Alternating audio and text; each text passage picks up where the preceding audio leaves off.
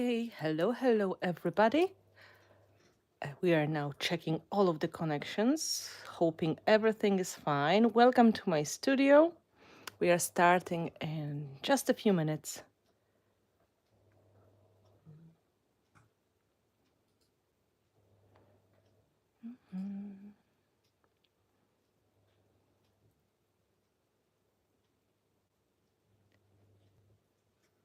Okay, let me check. Oh, my own link. I need my own link to get inside. And that is 7 p.m. bells.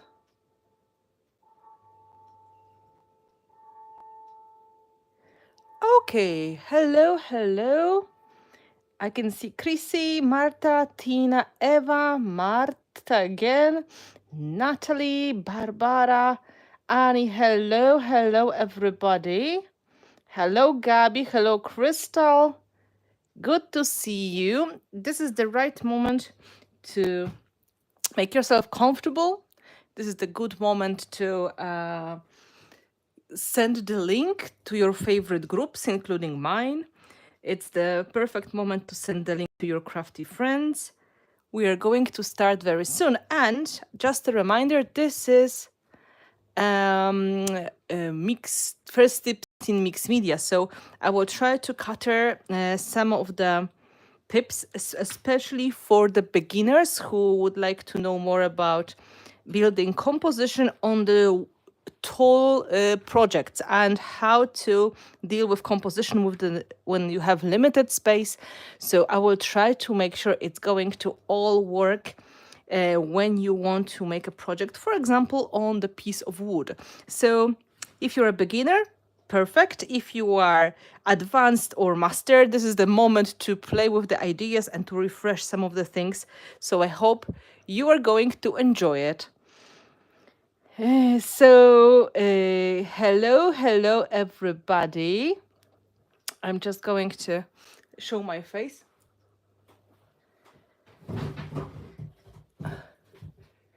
If you, that's my ceiling, and that's me. Hello, welcome to my studio.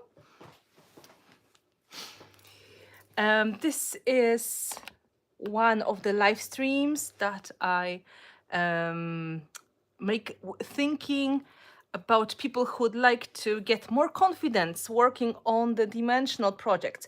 If you know my style of mixed media, the things that I really love about in the projects, it is using found objects and elements which are dimensional, and not all of the traditional art rules will apply to this kind of projects. There are some things which are more important when you work in 3D, when you work on the found objects as well.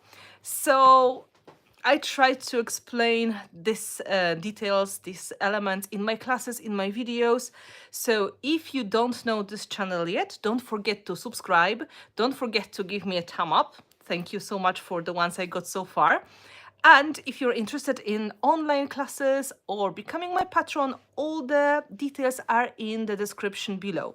For those of you who are not familiar with me, people call me Finnabair. I'm mixed media teacher, designer, and artist, and I do this job for over 10 years now. And I'm proud to say that I have a big influence on the development of the 3D collage in the mixed media world. So I'm so happy that people are excited working with dimensional projects, working with the elements they can make or they can find, and to make special home decor objects, special art, something that is going to be beautiful and meaningful. So thank you so much for being here and for all of the support. If you have anyone on your mind who may benefit from any kind of guidance on making projects which are dimensional, small, and they need to be more vertical horizontal, vertical, yeah, problems with right, left, horizontal and vertical. It is the right moment. So hello everybody, I can see a lot of you joining. Thank you so much. I can see my patrons here, and I can see my friends from Facebook and from Instagram. Thank you so much for being here with me. And I will try to guide you through a project that is going to be something between this one and this one. So we are going to talk about different options in composition. We are going to work with a set of products which is very user-friendly.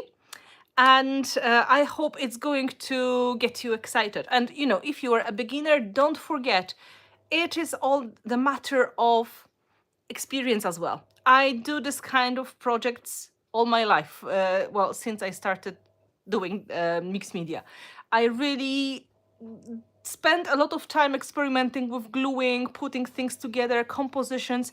So for me, they are my natural environment. For you, when you only start, it doesn't have to be simple. You can struggle sometimes with placing things in the right position or gluing them down or building the composition. It is all natural, and we've been all there. So the more experience you get, the easier it is, and you will approach the next project with more confidence. So don't be hard on yourself in any ways. There are many things that may go wrong, but there are always ways to fix it. So don't worry about small steps not going according to the plan. Okay? So I'm just going to look at the chat. I can see you are pretty excited and ready. And I will just check if there are any important questions before we start. Oh, well, Gabi told me I look pretty. Thank you very much. I tried to match the color of the dress with the hair today, so I hope it works. Hello, Jean. Hello, Debbie. Hello, Claudia, Anya. Hello, Martin.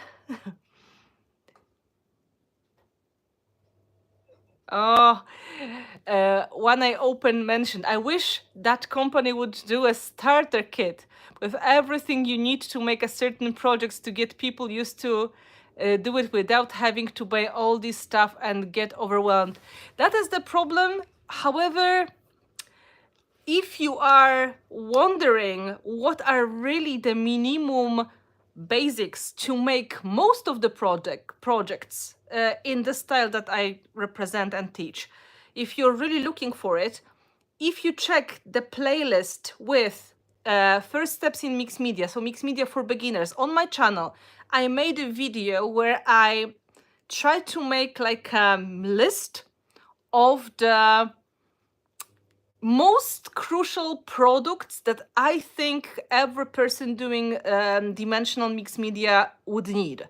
And there would be products such as, gel medium, gesso, and so on. And I will give you good reasons why I think they are important.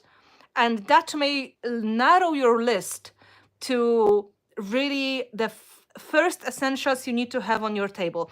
It's in one of the live streams I made some time ago. It's not like last week or something. No, you have to dig a little bit. But it's very valuable for people who feel that they don't know where to start, because you don't need to buy specialty products to start. You need to buy the multi-purpose and general ones, and you can save a lot of money on embellishments. So I think this may be helpful. However, selling product in small portions for one project only, in the longer run, it will be not very cost effective, because that will be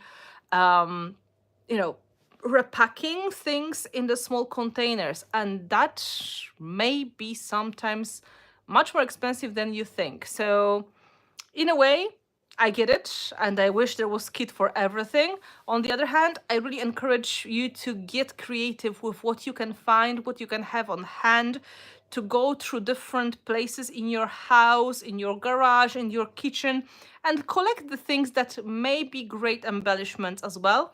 Today we have some found objects, and really when you are a beginner, it's more important to buy the products that you can't replace, like the products that are going to help you build things instead of the elements, because elements you can get from anywhere, any creative mind can find them. For example, old cheap broken jewelry is great. Any kind of garage findings, any kind of flea market findings, old buttons. The most popular item that I was using at the beginning when I didn't have much, these were buttons. I was using them on everything, and I still love to use them because they give you so many great things, like so many great shapes and textures to work with.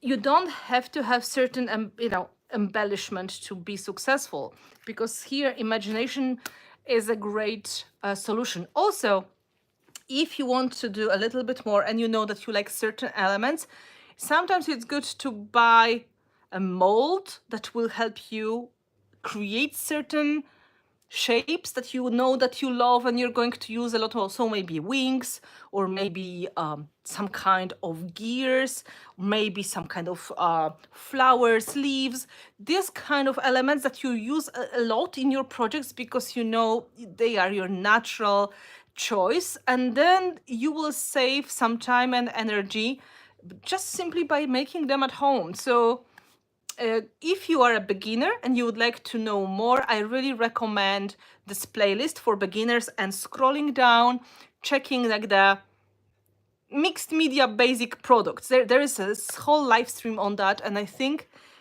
you may get some good advice. I don't think anything changed since that live stream, because I really still believe the basics are the basics. Your hair is amazing today. Thank you. I did my best. I just had to accept with this haircut, the hair does whatever it wants. You have to channel your inner 80s diva, and that is going to be fine.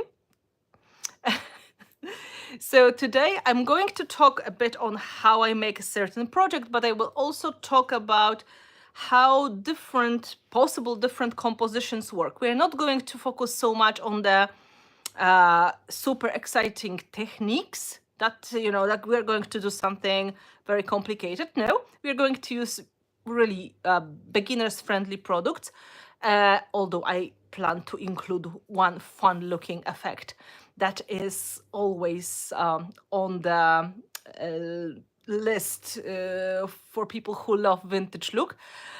And we're going to talk on how to build it, how to fill the space so it doesn't feel too busy, so it doesn't feel completely overflowing, and also doesn't feel too empty, because we are always struggling between too simple and too complicated. Okay?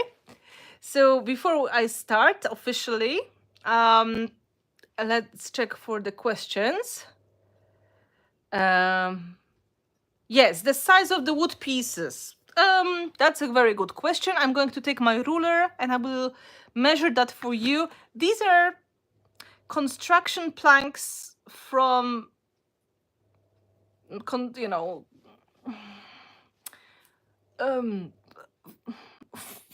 the ceiling construction. So they are something that you can buy in the hardware store, in the DIY store. I will let you know. I usually cut them into pieces that feel right. Okay. So let's have a look. Thank you, Chrissy, for asking again. And if you feel that I missed your question because I'm not always able to look at the screen, just repeat it and be persistent. Don't be shy, okay? And if I don't answer, you can try to put it in, bold or something. So measurements. The piece I have is similar to this one. So it's like 4 inches wide almost, and almost close to 9 inches tall. And for people who are like me and think in centimeters, this is like 23 by 9 centimeters. So, but you know, it doesn't have to be the same. We are going to, this is 10 by 23, which equal by 9 almost. You know, it's longer than wider. That's what we are going to focus on. This is how it may look like before any treatment. So I would sand down the parts that I don't like.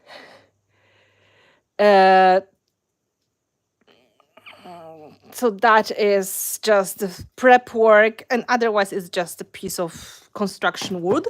But you can work on anything. And just to show you, this is the plank that I had. This is part of my floor, I guess. You can even see it was construction like that. Or on the vintage piece of wood. This is something that was old piece of wood that I found somewhere.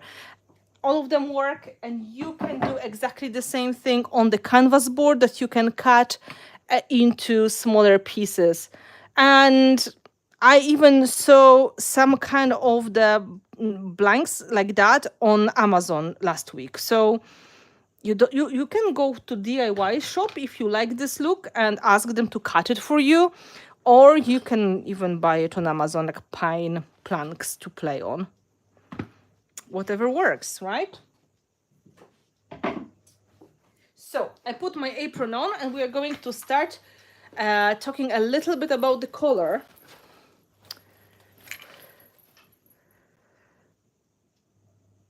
Yeah, 7.5 by 4 inches. Yeah, it's a very good size. It's nice and tall.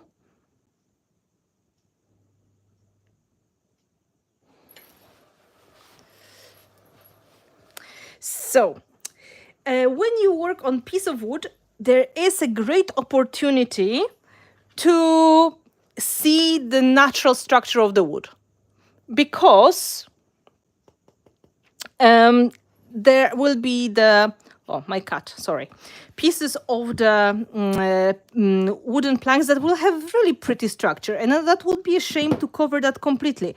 Some of them are beautiful, some of them are not so beautiful. It really depends on what you are planning. And if you see a really beautiful one, you can use it as a part of the composition. So you can limit the techniques you put in the background, and then you can see some parts of the wood just the way I did here on this old piece of wood. This is all inspired by the sea. This is not simple project, but I wanted to show you how you could show the elements of the wood if you really like it. I didn't really paint that much when it comes to the background. I only added a little bit of gesso and then a little bit of the blue color, but the color, natural color of the wood was part of my inspiration here. So for us, I wanted to marry together things that you can see here. And one of the things I wanted to show you is a bit of the crackle. This is the effect that is impossible to replace with anything. And this is the only thing that you can't really do it at home. Crackles are very moody products. They like to be naturally left alone to dry. You can put them in the warm and dry place and they crackle beautifully. This is clear crackle, and I wanted to have it on the part of my project as well.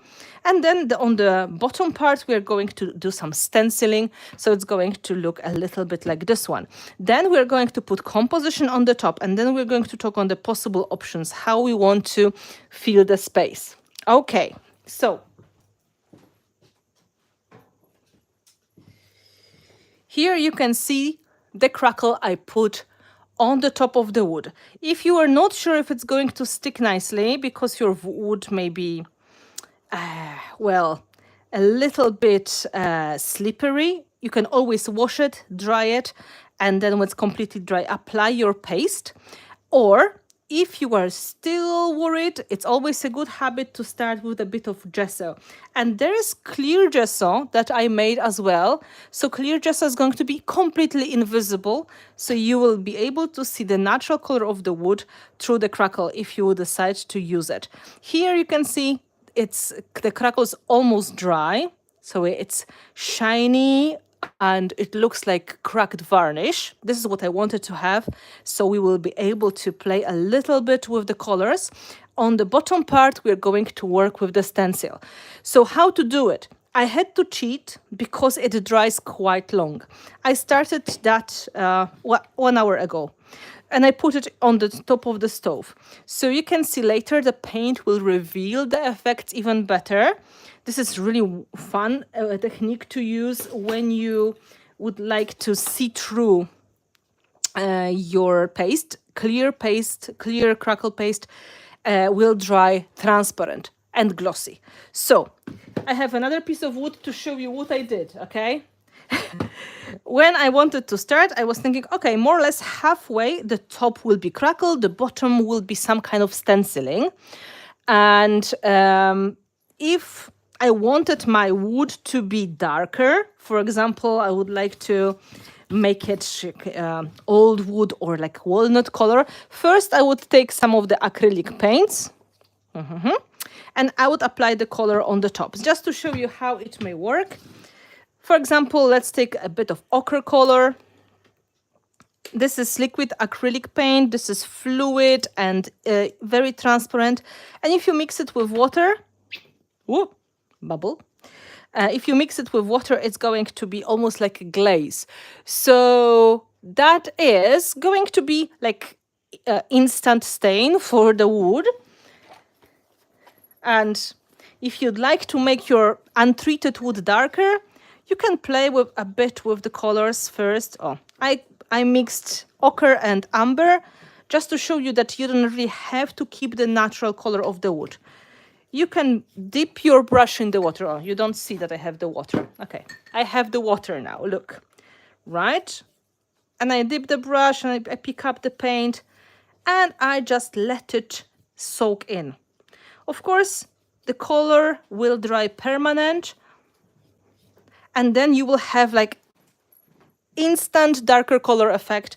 If you would like to get weathered wood color, you can experiment with the shades of gray with a tiny bit of blue or green. Here we have more like an old brown with a bit of gold color. And this, after drying, if you dry it perfectly, you could use as a base to put your crackle on or any other products on the top. Let's say you would like to apply our crackle. I'm just going to show you the right application because some people are afraid to use the crackles. However, in reality, if you want to have big and dramatic looking crackle, you need to be a little bit on the excessive side. So it's not going to be very thin coat, okay? This is a clear crackle, the one I used on the plank before. And now I will show you how I applied it before. So first of all, I took a silicone brush, or you can take a palette knife, and then you spread it like icing on the cake, okay? Let's say I want to cover half of my plank, just like I did here. And then I try to spread it more or less with the tool, so it's going to go quite thick and quite smooth. You can see the portion is thick. It's not super thick, but the reality of using the crackle is the thinner the coat, the smaller the crackles you're going to get. So if you want very fine crackles, I don't have a lot of them, but maybe you can see here. Come on, get in focus, sorry. Okay. Let me, maybe if I go and point. If you see, yeah, this was like the part when the crackle paste was thinner, so the crackles are small. This is the part where the crackle paste was thick, just like here in the middle.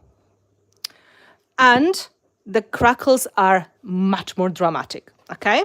So that would be the step I did before. I don't have to keep it as it is. I can put it back in the jar. The whole trick is you need to really be careful with drying. Using the heat gun over the crackle may not really work well, because if the crackle is rushed, it may not crackle nicely. So it's usually okay if you dry from the long distance and you take your time, but the preferred technique is to let it dry naturally. You can put it in the warm, dry place, and it's going to make the effect itself. Okay? Does it make sense? So this is what we have so far.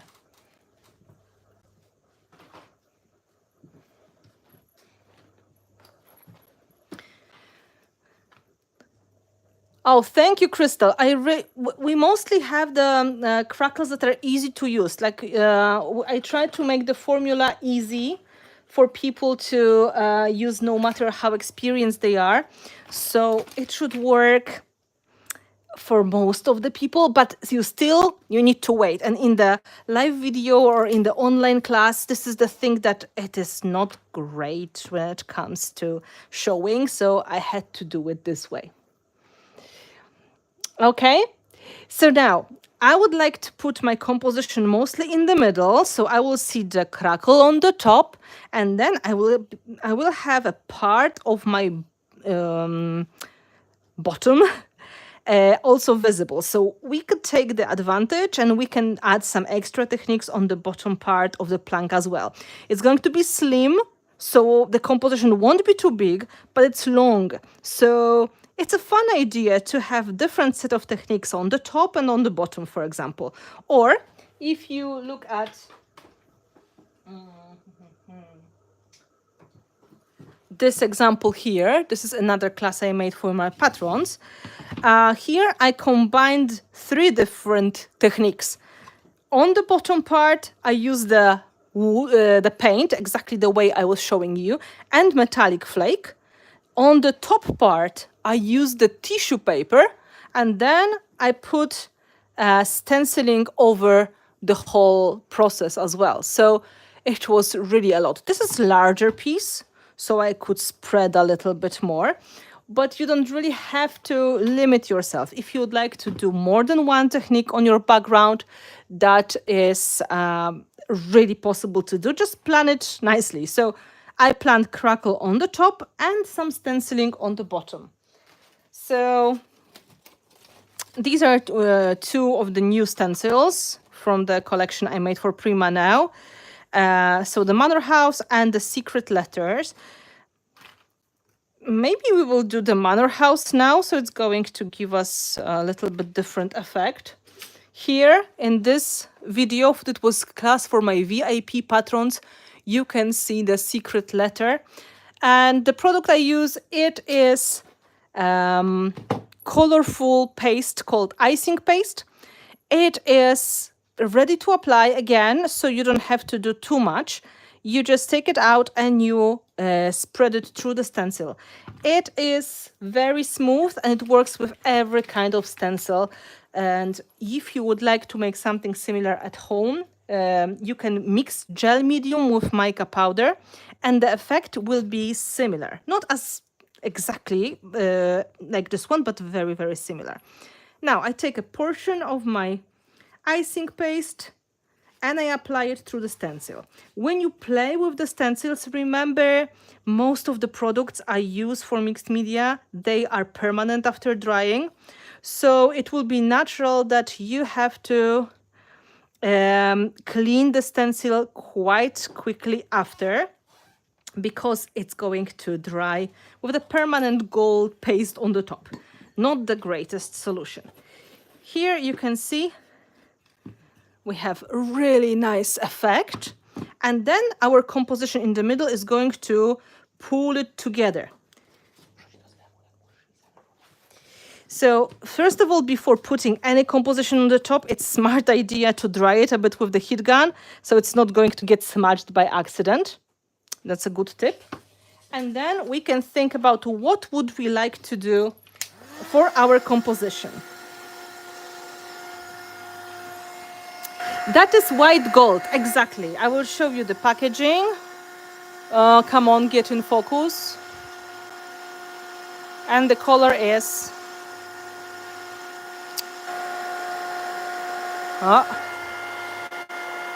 white gold. Oh, thank you.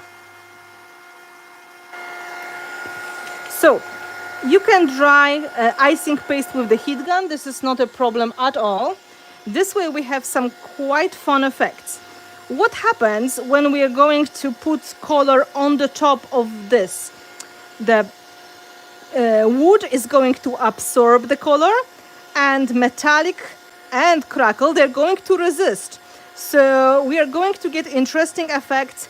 It's going to give us like more of the visual contrast. If you play and you experiment with your products, you will see that sequence of applying is going to change the effect.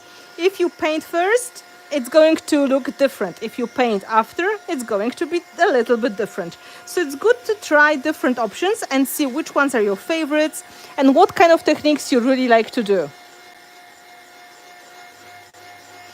Okay, I check with my finger, but it's not completely dry yet. Almost. Ooh. And in the meantime, we can think about elements and embellishments we can use to make our composition.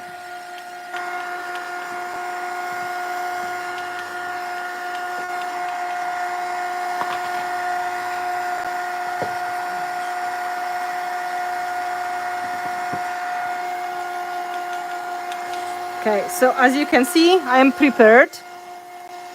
I got some of the elements ready.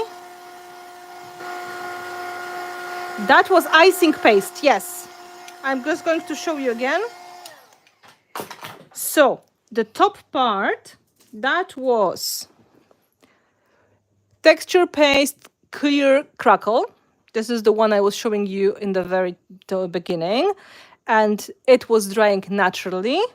And icing paste is on the bottom, white gold color. And it comes in a lot of metallic colors such as rose gold, white gold, silver, metallic pink, metallic blue. There are multiple colors, and you can use them with the stencil easily. So this paste works even with the most detailed stencil. Selection of the elements. So when you like when you would like to make composition, it's good to have selection of elements. First of all, it's good to decide, do you want to make a project with the person, maybe a paper doll, right? Or maybe with a little photo. That's also possible. Or maybe you would like to use some kind of element. These are elements I made in my silicone molds. They are cast with resin. But just to show you, it doesn't have to be this way. This composition was made with the found objects. A lot of them are found objects. This was a necklace I got from some kind of cheap shop. I think it was from Pennies. People who are from UK and Ireland, they know what Pennies is. And that was just, a seahorse. Absolutely lovely. Then there are some bobbins, there are some seashells, and then there's even a real part of the coral reef. Not exactly, maybe more like a fluffy seaweed. And all of that turned to be composition, right? There are some pieces of lace, there are some beads that are similar to the bubbles, underwater bubbles. you don't really have to use real embellishments. There's a lot of found objects. There is a screw, there is a can opener, everything may be used. So for our purposes, I'm going to show you how the composition may look with the element, and with the photo we were going to discuss a little bit, okay? So good elements for the 3D compositions are chipboards. Here I've got some chipboard that looks like brick. If I'm going to do something in the spring mood with some flowers, this may look like a piece of fence, you know, like brick wall, or maybe just fencing in the garden, so it makes a lot of sense. I've got some of the metal flowers. If you have some flowers made of plastic, metal, paper flowers at home, they're going to be possible to use easily. Then I have some findings such as little keys, screws, light bulbs. I even have a piece of wood with the text on it. I don't know why I have it, but I do. And a little poppy seed pod. And when it comes to larger elements, it's really easy to work with the something that is going to be your attention attracting element. Frames work really nicely for beginners because the frame is something that naturally attracts attention, and you can use the frame to layer elements. You can put something inside of the frame, or you can put it on the top. There are different shapes. I've got here, some of them are larger. This is all of them are resin made casts from the silicone molds. I made them before. Then there are some smaller ones. There are some smaller steampunk elements such as gears and real gears as well. And again, a piece of my cat. I'm still wondering how it's possible. And on the top of that, we've got some light bulbs as well, because it is quite long composition, and I want to show you how you can use that space to add hanging elements.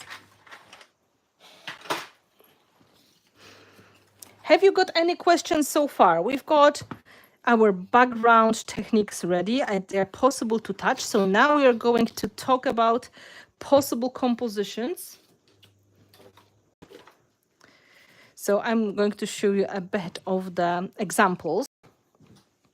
What is the best way to color the frost icing paste into the white gold? Frost icing paste into... Frost is white, and we need white gold. If you can true gold mica powder, like a gold mica powder, if you're going to start mix it in bit by bit, it should give you white gold, and then it should start turning into real gold and darker gold. So if you're going to add it gradually, you will be able to mix it in. But it has to be like gold mica powder. If you start adding paint, it's not going to mix well with the gel. The paint is going to make it... the gel and the acrylic paint, they not always mix easily. You'll have to stir it a lot. I would say it's probably better to try with mica powder, and if you don't have it, then stir a lot using one of the gold metallic paints. Okay.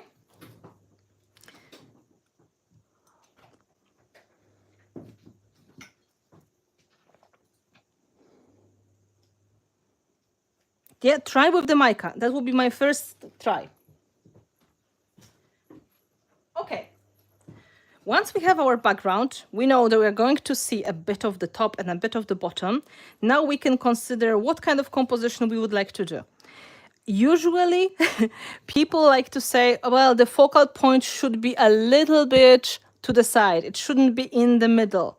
However, in reality, you decide, because if you want to attract the attention on some very strong element, it is not going to be a mistake if you decide to put it in the middle. Here, you can see the frame is on one side, and the girl is a little bit closer to the other, and the elements are overflowing because it's supposed to be a garden fairy, right? So it's natural that the garden is full of natural elements such as bushes and flowers, leaves, and I use natural elements here as well. So the composition is in balance because the frame is balanced with the girl on the other side, and it all sits well. And then the vertical elements, they make it even more grounded, and the whole thing doesn't feel off balance in any point. So if you are a beginner when it comes to making composition, remember balance is the most important element, and you are going to see right away if something looks odd. Your instinct is going to tell you like, it is not going to feel nice. So try to remember the balance. Even if you have a very big project, is always going to be the key. So let's look at different options of the balance. When do you put the acrylic paste? So you need to put some primer before. Yes, if you put it on the wood directly, you don't have to because it's matte finish. But if you are not sure what your surface is, it's good to start with coat of gesso or clear gesso. So here we have a composition that has nice balance, and you can see the flow. The composition starts this way and it goes this way. There's a swirl. That was beginning of my composition. And then the dragonfly is the very strong focal point in the middle. Okay, so if you see, there are some embellishments on the right side and on the left side. There's no traditional triangle that people would say it's needed in the compositions. It is more like a flow, like a wave. It's hard to achieve a triangle when you have such limited space. Triangle is something that people used in the compositions a lot, especially in scrapbooking, but it is something that is like the most recognizable and the most eye-pleasing composition. Let's say I will show you an example of the triangle. Let's take a girl. Let's take frames. Let's say we would like to make very balanced composition based on frames. That's a very small space, so I need to limit myself. Okay, let's try. We have 3 big elements, and the girl is in the middle. That feels balanced because it gives you like a triangle that is going to meet in the middle. This, and this all together attracts your attention inside. Look, the same thing done with the gears.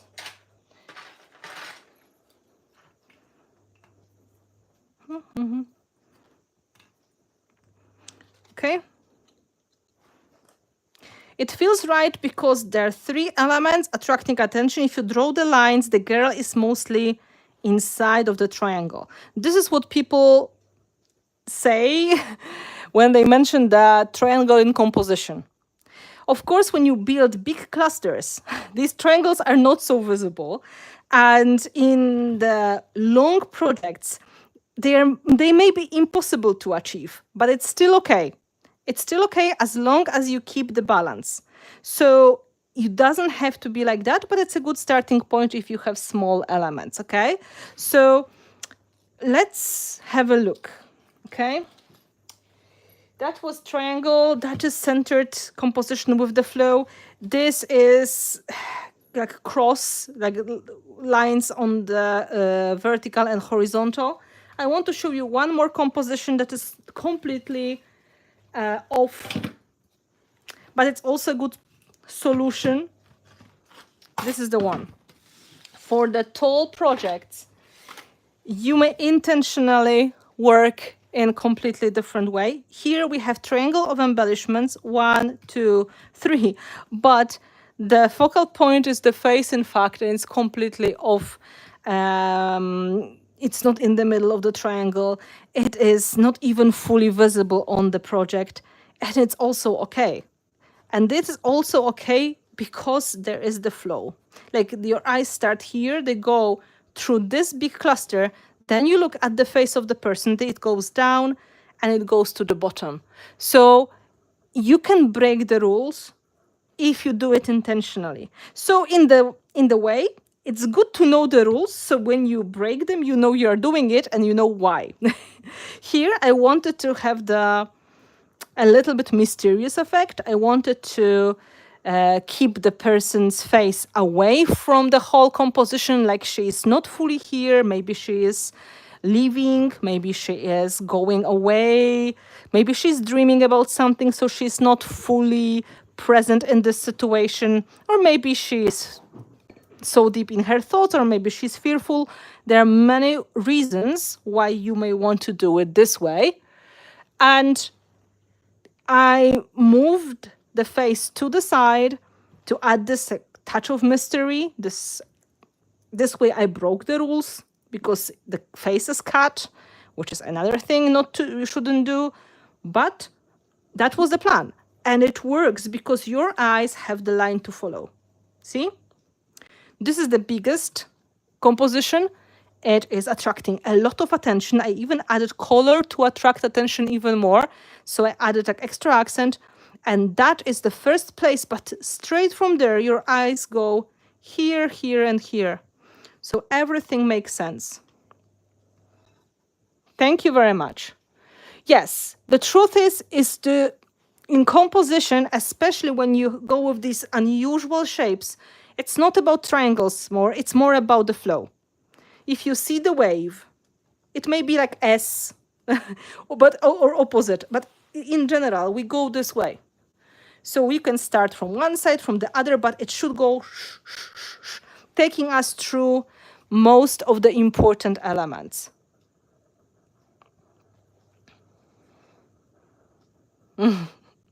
Fantastic colors I have used, but not very cool at using them. It is the matter of right balance as well. There is mostly blue, but this coral paint is adding a bit of the accent, and these plats are making that more visible. So if you deal with the limited space and you don't really have the elements and the main means to build a traditional big triangle and put your focal point in the middle, try the flow.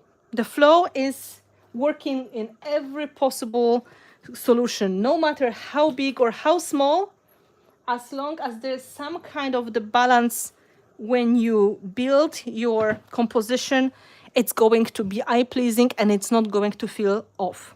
So today, we are going to build composition using frames, using flowers. And I was thinking we can use the butterfly because it's springtime. We all like to have the butterflies flying, would be lovely. We need class in color selection and flow composition. Well, good news for patrons. There are videos and live streams for patrons of €10 and more. These videos are done already, live streams. You can come back to them and check. And there's one on colors in mixed media, and there's one on the composition in mixed media, so you can get a refresher. And I found these three frames to start with. I want to use a little bit of the chipboard, and let's see what we can do. We had dragonfly before, so let's focus on the butterfly. I have some leaves just in case. Leaves of different shapes and sizes. I'm not sure what I'm going to use. Thank you. I'm so happy you like it. I got some smaller embellishments. It's also one of the tricks when you build dimensional composition and when you work on the clusters. I was explaining that in the previous live streams for beginners as well. It's good to have variety of shapes and sizes. So not everything is the same. You should have small things, big things, long and short, round and square. So it's going to be easy to build the composition instead of repeating the same shape over and over. Okay? So let's see what we can do. First of all, let's pick the best frame. If I use this frame, it's going to take the whole space. Like the composition, it will be almost finished. I feel this may be a little bit too heavy. I would like to show a bit more. This one is lighter, much lighter. And with the butterfly in the middle, it could be quite nice. Or we can try the round one, which also feels quite nice. It's something between these two. And it will give me a little bit more space on the bottom, so I could maybe add some hanging elements I would like to show. So this will be my part of my plan. So when you have the frame, you can decide, do you want to put it in the middle? Here we don't have too much space, so we can't go too far. And we can go a little bit to the side, which is fun. And then the composition is going to hang over the edge. That's not a problem, really. And then we have a little bit more space to play on both ends of the frame. That's one of the options. Or we can go in the center, and then we will have more of the visual flow visible. So it's really the matter of the decision, whatever you feel like. Both of the options are okay. You can go a little bit to the right, a little bit to the left, because our butterfly is really a very symmetrical object. However, if you look at the images, if you have photos, that may be a little bit different story.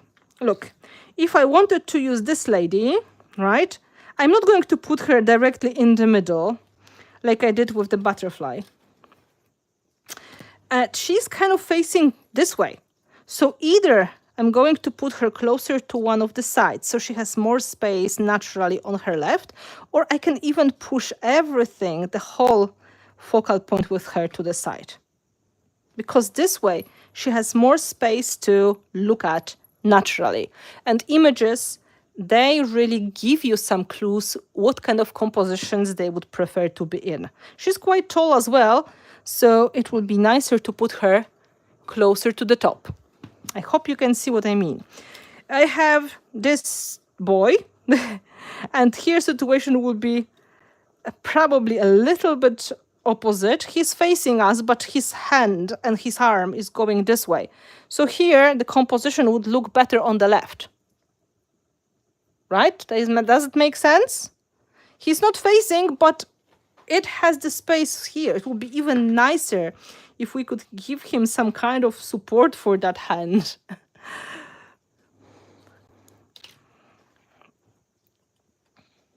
And if you have a group of people, here we have 2 kids, this is a little bit like with the butterfly.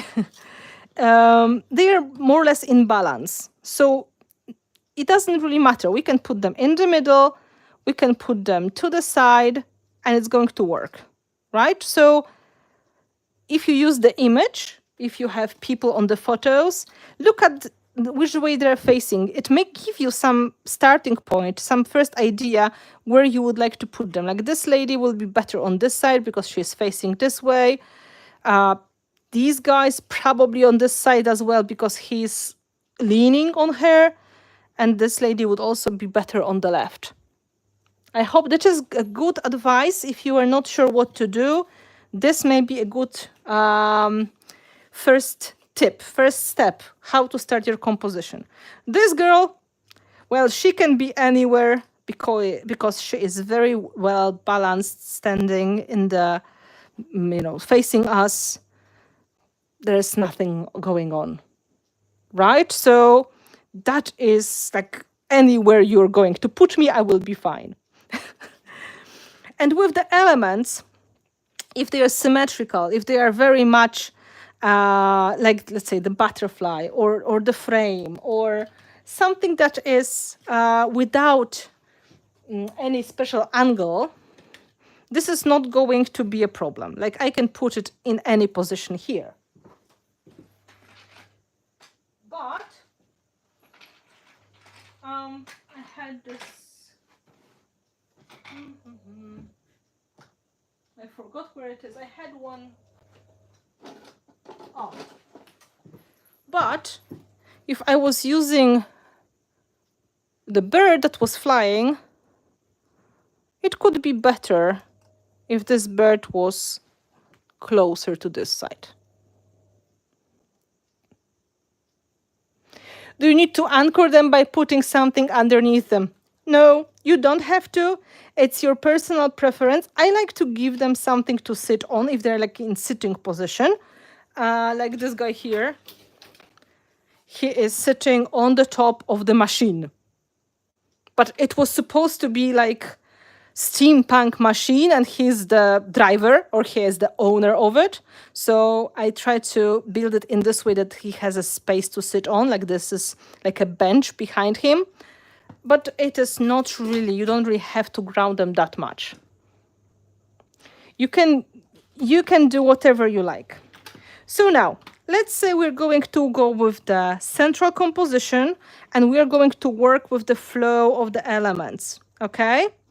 First of all, there's quite a lot of empty space under the butterfly, so you may look for something that is going to fit inside. Maybe a frame, not this shape though. I can try to find something. I think in fact, the large gear would work really nicely inside of it. So let's not get distracted. I have one like here. Look. It's going to give me a bit of the steampunk in the garden vibe. Now, let's talk about the flow. We can start from one corner, go through this and go through the other corner, like so like the line will go like this, or the line will go like this. Now it's the decision. How do you want to go? For example, the easy one to look at is this one with the dragonfly. Here I started on the top right of the frame and I finished on the bottom left. If we want to start in a similar way, we need to find some elements that are going to help us build the composition.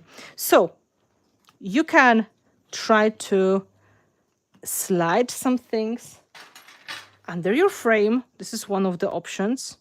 Look at that. It's a little bit more challenging when it comes to gluing things down because this is going to be wobbly. So you need a little bit more of experience and a bit more patience. But this way you can support your composition with the smaller bits and pieces, right? It's going to be the beginning. So with this, I would naturally go this way. I hope you can see how the composition is starting. Or if it's a little bit too hard, just go directly on the composition and add them close and you can overlap and it's still going to look very nice. If you put the bigger one under and the smaller one over, it's going to still look very cool. And you can go with the smaller ones to finish the composition. This is easier version. And then we're going to have a butterfly here. And then, of course, we can add leaves. We can add different kind of smaller embellishments, some flowers. It's really up to you. Okay? Any questions?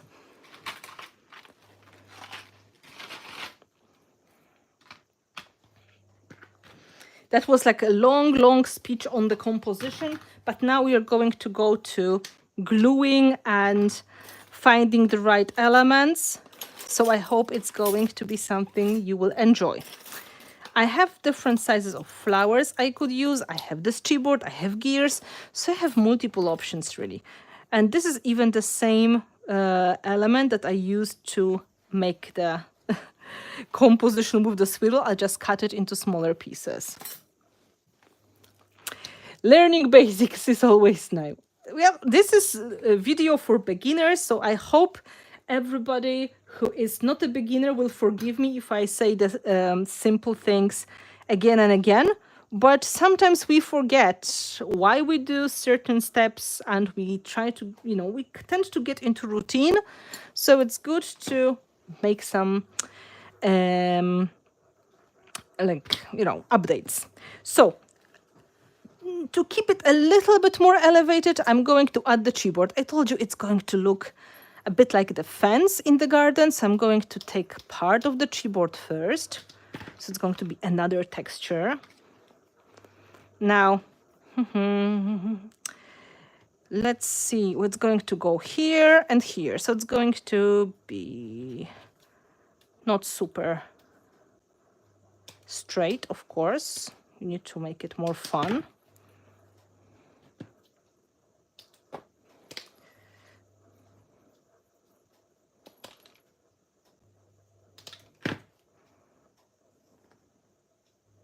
That looks nice. That's going to go on the top, and this is going to go on the bottom. You can use anything you can find in your studio. Okay.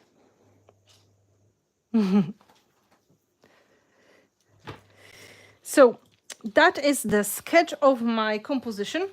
The line will go like this. And now I'm going to remove the elements. I'm just going to start with a piece of chipboard and then I'm going to stick my frame.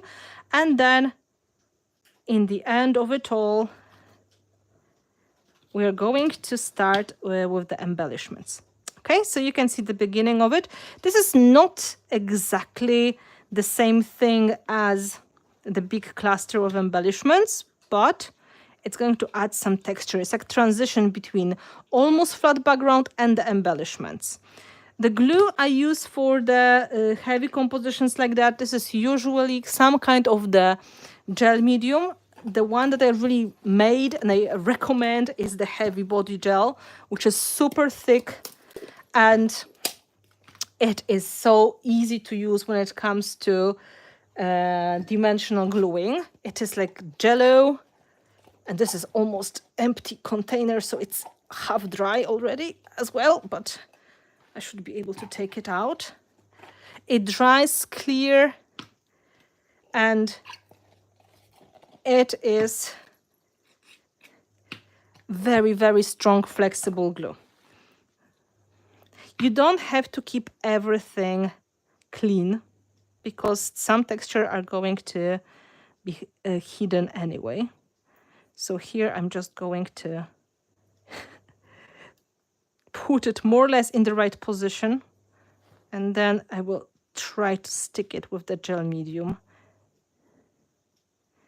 Just only until the frame will arrive, and we'll keep it in the spot. I think it's easier this way, to be honest.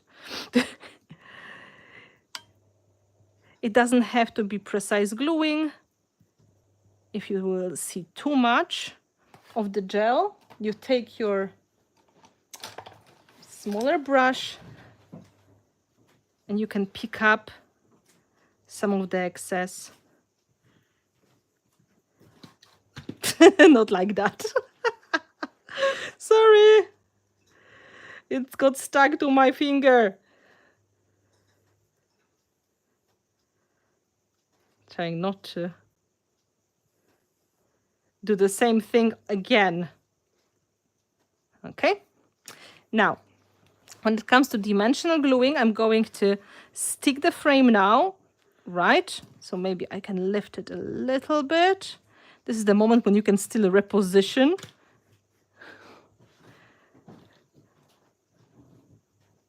There will be a bit of empty spaces here, but we can use that empty space later for adding... No, you're not going anywhere. For adding some thinner chipboard elements or metal elements. So don't worry about that part. And here now I take a bigger portion of the gel medium. I stick it and I press it down. No mercy. And again, pick up whatever is really annoying. Pot of glue. Yes, absolutely.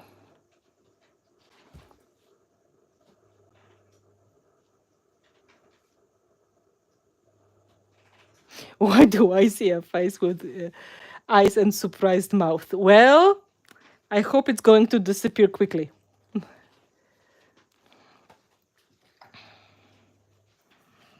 So heavy body gel is the gel medium that is the thickest, and it dries really well, dried with the heat gun. So for dimensional projects, it is easy to use. And you have the confidence that everything is going to stay in place after drying. Now I stick this big gear in the middle, right?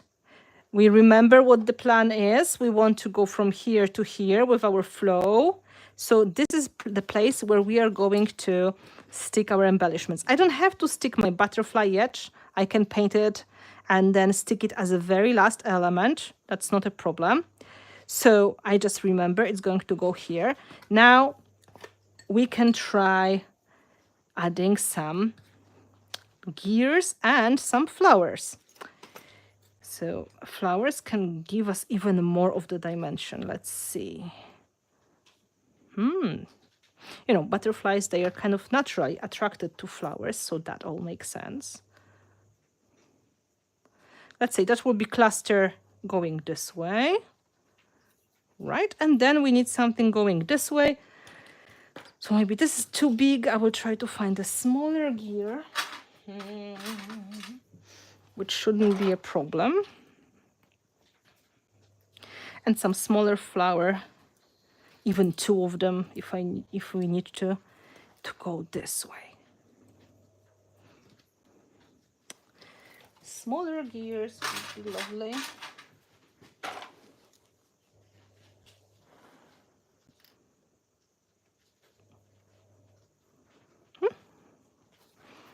That's a good plan, good start. Let's stick the gears first, and then we're going to layer flowers on the top. Gears is this is something that gets very addictive.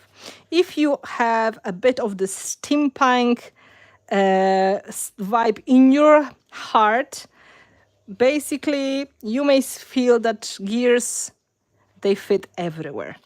So instead of gears, of course, you can imagine leaves, any kind of flourishes. That is all going to match perfectly. It is just my personal taste. I really like to mix the mechanical with the botanical. So I have my first layer of embellishments done. I hope you can see the flow. Okay. So now on the top of this, we're going to build dimension. So now we are putting the flowers. And here, it's going to be always a bit of a challenge because the surface, oh, I broke the flower.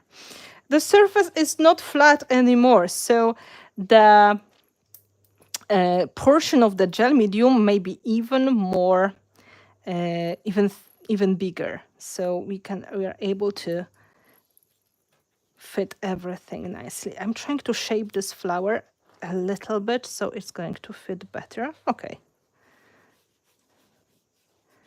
Big blob of the gel, and I want to stick it here. And this big one is going to sit here, and maybe it would need some company, like a mini friend. Do you want to be his friend? Sometimes it's easy to break them, sometimes it's not easy. Oh, that was easy. So he's going to have a friend. Well, it is going to have a friend.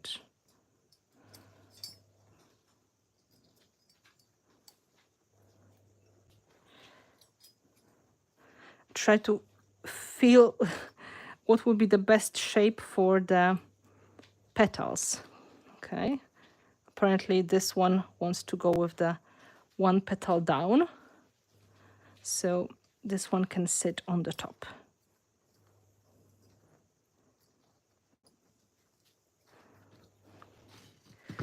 And now again, you can see the excess of the gel. You can try to press it in or pick it up.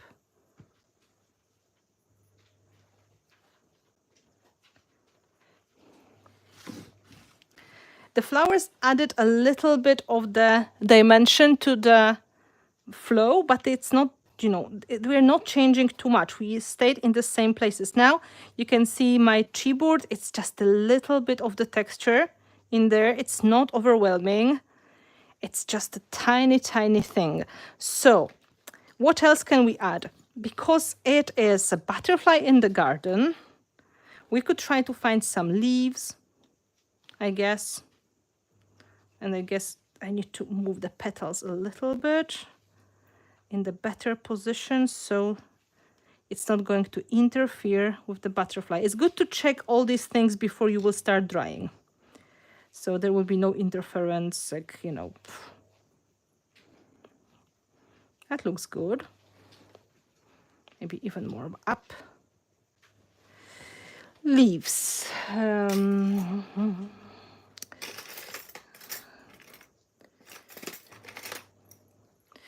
Let's see, what have I got in here when it comes to leaves?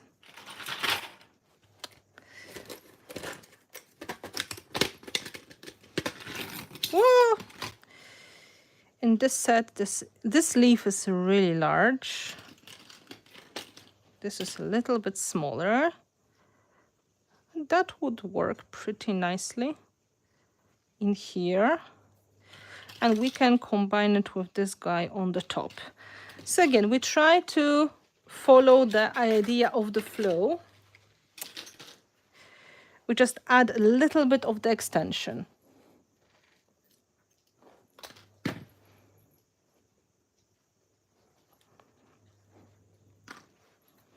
Let's give it a bit of support, and then we can add the leaf in here.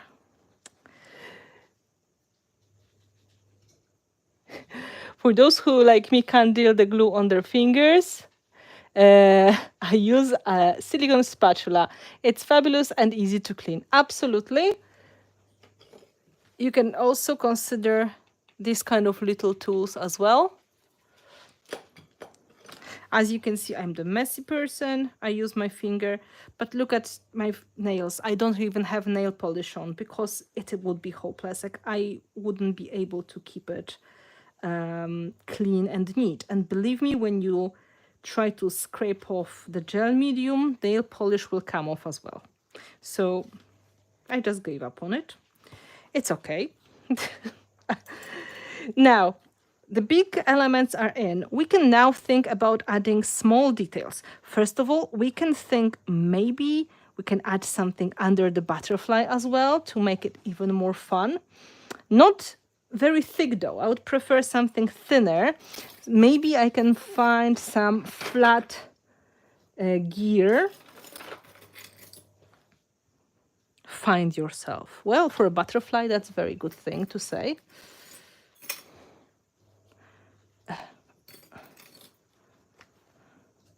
How about some? And of course, we ignore the colors because we will paint everything with the primer, with gesso. So the colors will come later. Now we just only focus on the right elements we would like to see in our composition. Like elements only. You can always add things such as finishing touches, like little screw heads, or you may want to add some crystals later, but you can add them as a finishing step.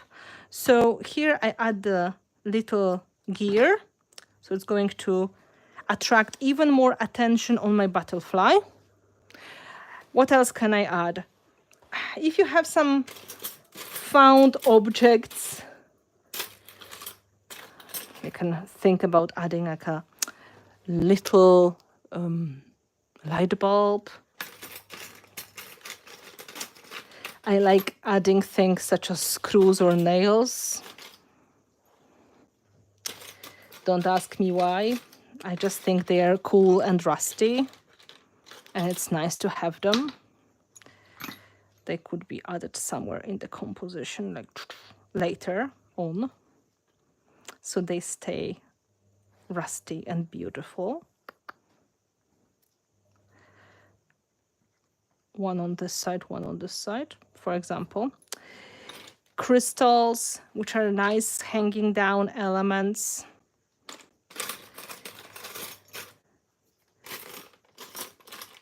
Bottles of different kinds, like, you know, a little bit of the magical bottle somewhere. And of course, I mentioned that I have some of the smaller embellishments, such as screw heads. So screw heads, Jesus. Light bulbs. I just got distracted with myself, sorry. Right, so they could be hanging from our composition like they are the light bulbs in the garden, right? One or two of them.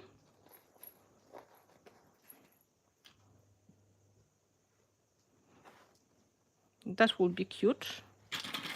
And if you feel that I'm not sure how they should be hanging down, we have some little chains, like ball chains. They could work really nicely. So that is the way to pull the composition a little bit more down. And if you would like to pull it a little bit up, you could go with some little details such as crystals. Just like happy bubbles flowing up.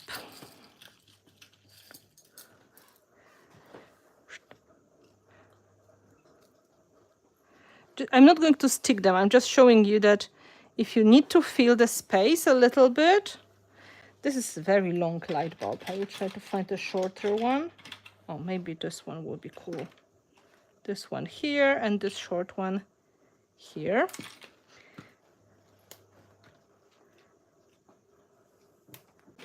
So they're going to be attached,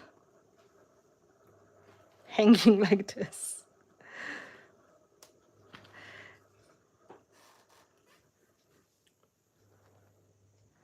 So this way I pull the composition a little bit down and a little bit up. And this way, even if you have the feeling that it was too empty, you can add a bit of detail here and there. However, things like crystals, I'm going to put much later because they are going to look nicer when they are clear. So, and usually the odd numbers will be better. Have you got any questions for this step so far? And I hope I explain everything in the way that everybody can follow. Just check how it's going to look like with one more light bulb, but I think it's too much. Okay. So I'm going to stick the light bulbs and take the crystals away. And there's always a chance to add something later. So I'm not taking away my embellishments yet, just the big pieces. I keep the heavy body gel on hand, and I'm going to dry everything before gluing. When I will be drying, it's really good moment to ask questions because I will have to dry for like 2-3 minutes.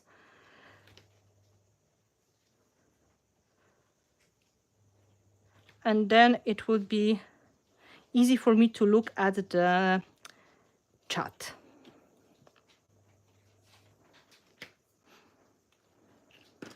I have to say I was a bit worried with the weather forecast because we have Storm Caitlin coming through Ireland now, going through Ireland, and it was pretty windy through the day.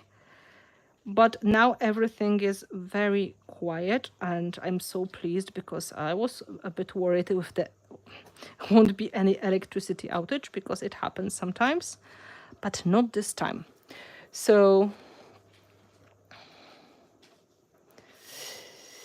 I will show you how it looks like before drying. This is the top. We have crackle here, then a bit of chipboard. Then we have the main focal point, the bottom composition, stenciling, and the light bulbs hanging over. And now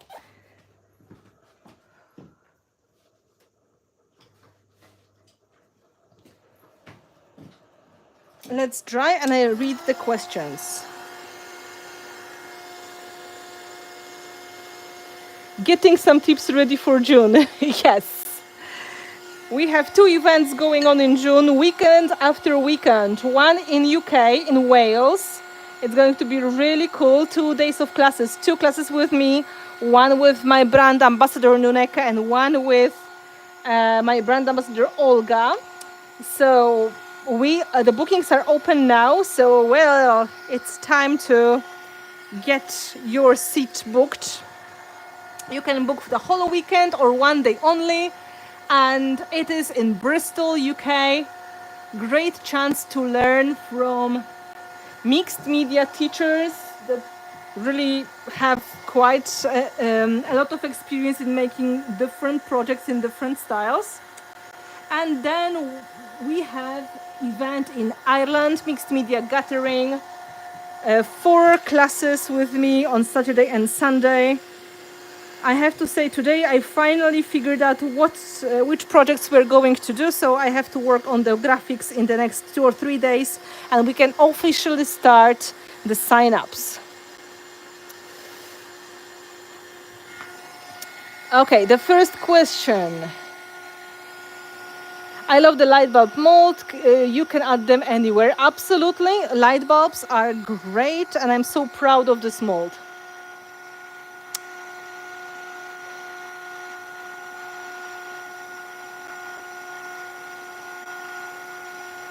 I wish Finnabair did like Tim Holtz is doing, a vault collection and made a mold selecting some of the older molds, you know, a mix several with different sizes in the same mold. Would be so cool. I would have to see what is he doing. I have to admit I didn't see because I'm not sure if I get the concept right.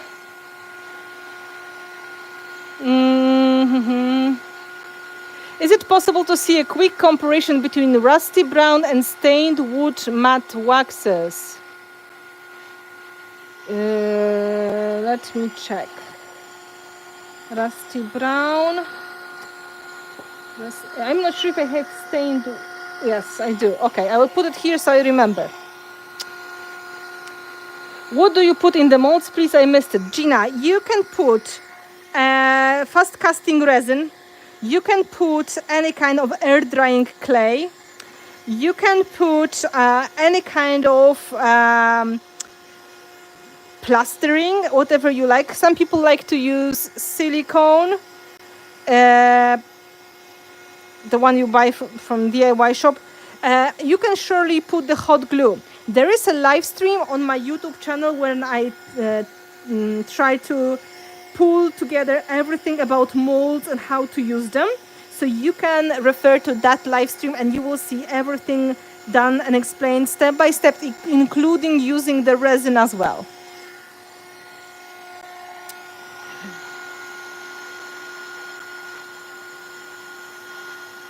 Oh, yes, I heard about earthquake in New York. This is scary. I hope you are all okay, guys.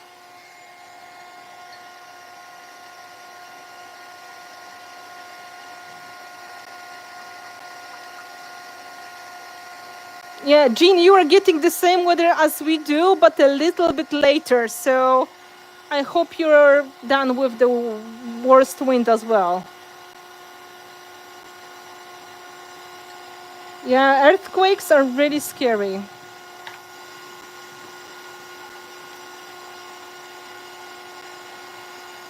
Tim Holtz live. Oh, I have to figure it out. I have to say I'm not able to keep up with everything.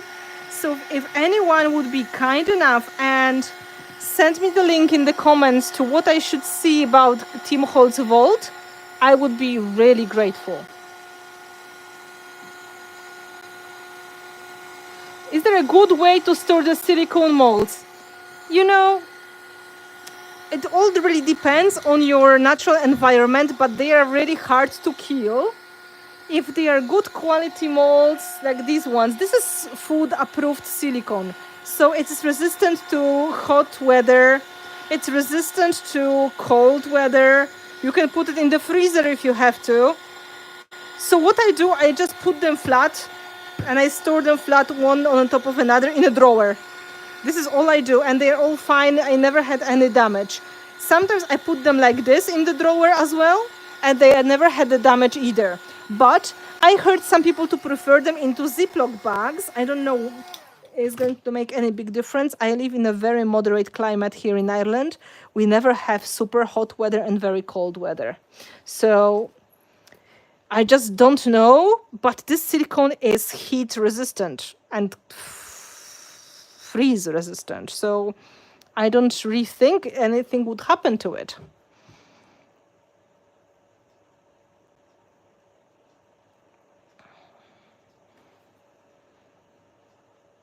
Oh, hello, everybody. I was drying for a longer moment now. I will check how my elements are doing. So the easiest way is to just, check with your fingers. Sometimes when you stick elements one on the top of another, they are not fully pressed in. So they may be feeling like not getting stuck. So this is the moment when you could just press them in again. Make sure everything gets properly glued, right? Give them another minute of drying, and then we can continue with painting. We can always add more embellishments if we want to. That's not a problem, but it's usually as a last step. So now we are going to prime it with gesso so we can add color to our liking, because we can paint it with acrylic paint or we can paint it with waxes. And the great thing about this kind of project is you can kind of easily change the color of your material. So if you find something with a nice shape and texture, but you don't like the color, that's not a big deal. We're going to repaint it anyway. I'm going to take this little thingy away. Okay, so we have our flow. Yeah. And our focal point is going to be the butterfly, right? As I said, we have composition going quite nicely to the bottom. It's, hangs down. On the top, we could put a little bit of a label, or we could add a little bit of these crystals to give it nice balance. And we still see our stenciling and we still see our crackle.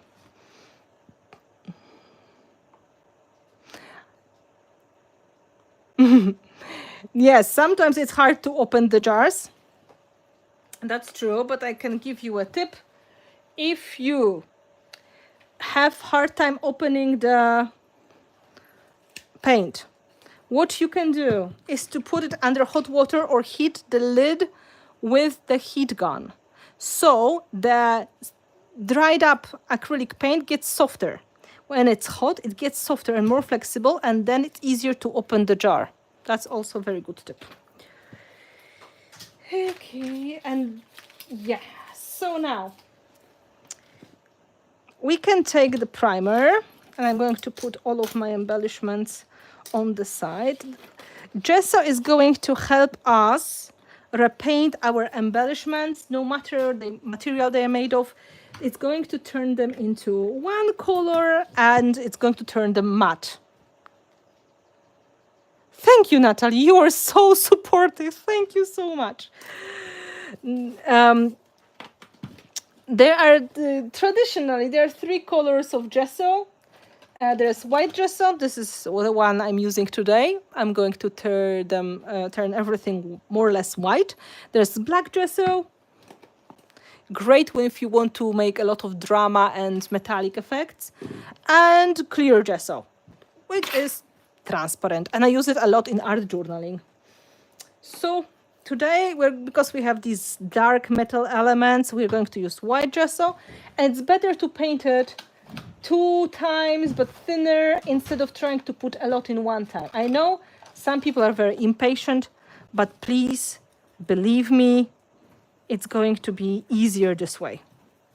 So I take the primer and I'm going to put it on the top of my embellishments, including the chipboards a little bit. And if you go a bit outside of the composition as well, it's not going to be a big problem. So don't worry, we're going to put some color there anyway. Okay, so as you can see, I take a small portion on my brush, and because it's not a big project, I took a rather small brush. And then I cover all of my embellishments with one coat of gesso. Then it's going to dry. The color will be a little bit more transparent, and it's going to turn completely matte. And then I can add a second coat, especially on the parts which are dark, and they're going to be, you know, very visibly darker than the other parts. Now, every material I paint, it's going to be so much easier to work on after this step. The whole point of using gesso is to, first of all, get rid of the ugly color, and secondly, to give a matte workable finish. So gesso is like isolation, it is like matte finish, so your products will stick better on the top, no matter what you are using. If it's acrylic paint or it's wax or any kind of varnish or anything that basically is from this family, they're all going to work better on gesso.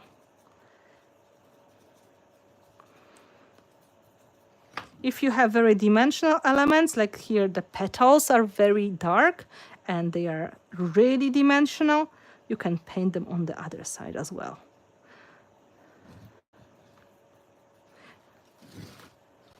So I try to keep it as a thinner coat. It doesn't have to be perfect.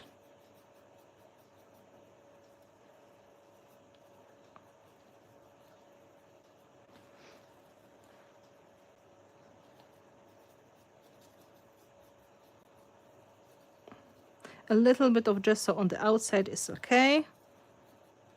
I sometimes feel I have to do like a special video on dry brushing techniques as well. Like I was thinking today, like, yeah, I should make just a live class explaining all the details of the dry brushing. I think some people will be very interested in that. Don't forget about the butterfly too, because it's like resin after drying, it's like plastic, so it's not great to paint on. So it will be much easier to paint once it is with the primer on.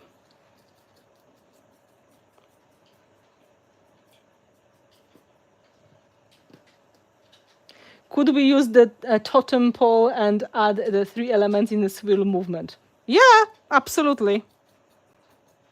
That sounds like a good idea, to be honest. Now, drying.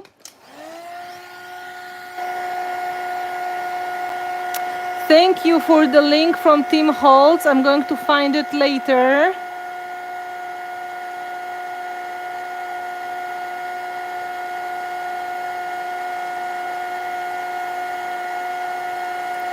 Where in Ireland are you doing classes this year?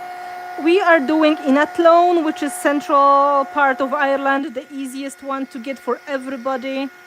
In Athlone, you can get easily by bus from Dublin, by bus from Galway, by bus from Cork, or by car, of course, as well.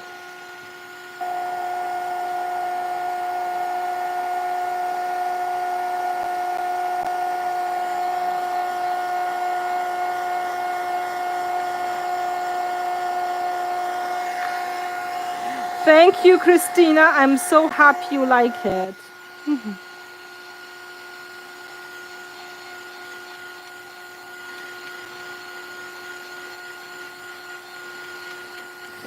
Okay, so I can see, yes, you may be interested in dry brushing video.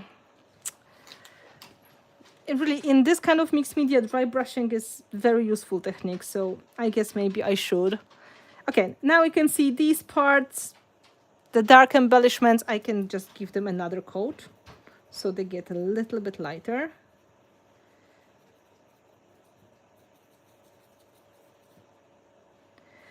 This one is perfect, there's no need to worry about it.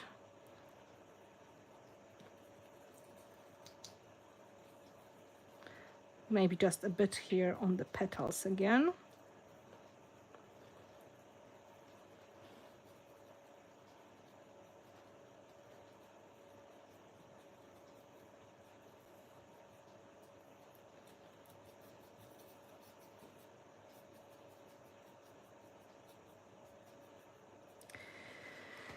Great.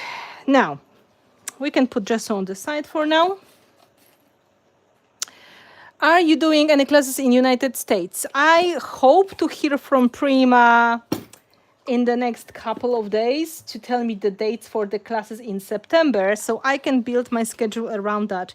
Very likely, I will be visiting selected locations in the US in September. Surely I will be in California because this is where the Prima shop is in Temecula. And I would love to visit some of the other states, maybe 3 more stops on that visit. But I have to know the dates of the Prima event first so I can work around it.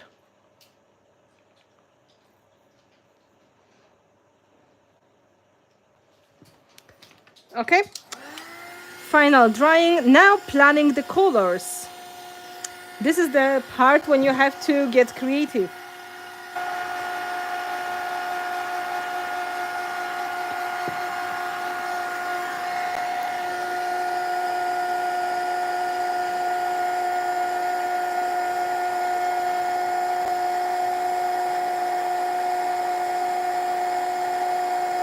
We have a great weather in south of Spain. Come on holidays and do several courses around here. Well, there was a time when I was visiting Barcelona with my classes quite often, so maybe it's a time to do it again in the future. If you know any shops that may be interested in that part of Spain, I will be very happy. Maybe next year, maybe in 2 years, yeah. So, ladies, color.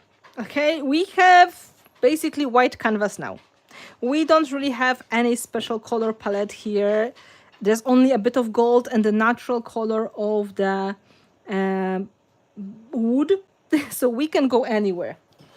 When it comes to the color palette, in mixed media, it's better to, in dimensional mixed media, it's kind of better to be more on the limited side and then adding contrast later instead of trying to put all the colors you like at one time, okay? So if you look at my color choices, you can see this, for example, is mostly purple and green, right? Purple and green, and then I added a little bit of the silver as a highlight. Here, again, limited colors. It's a bit of pink and a bit of blue, a tiny bit of gold. I just put it on the side. This one is very monochromatic. This is shades of blue with a bit of gold in it.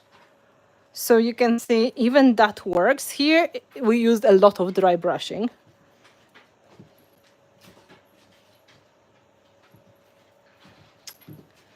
And this example, it's a great example of only basically 2 colors used. So the shades of green and shades of coral, with a tiny support of the gold. So it's really up to us now what we are going to do. I promised we are going to use a bit of the new waxes. So let's say I'm going to take them out and we can have a look.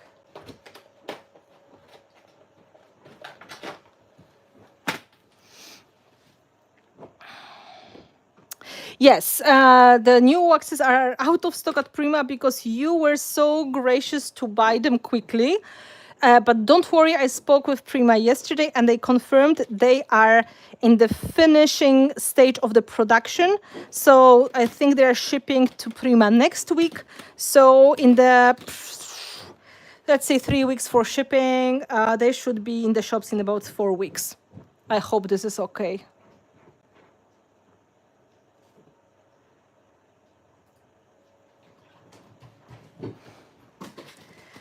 So these are the colors, and we should work with something that is going to be probably more on the spring side. So for the spring colors, I would say, well, maybe not black gold, because that is not spring. We can go with sea glass for the nice blue tones and coral together. They're going to be very yummy composition. We could go with coral and honey. We can, in fact, probably try to put these three together. The previous project I was showing you, it was acid and coral. Very cool composition of the colors together. Or we could go into blue. I always like blue. And it is a beautiful saturated shade, but it's not going to be very springtime. It's going to be more like midnight and more like, you know, night colors. So I guess no. Hello, hello. Good to see you. So maybe let's try something like this. Okay? And I can always add some highlights with lighter tones like white on the top, so it's going to look better. Oh, sea glass with acid. Oh, I have this.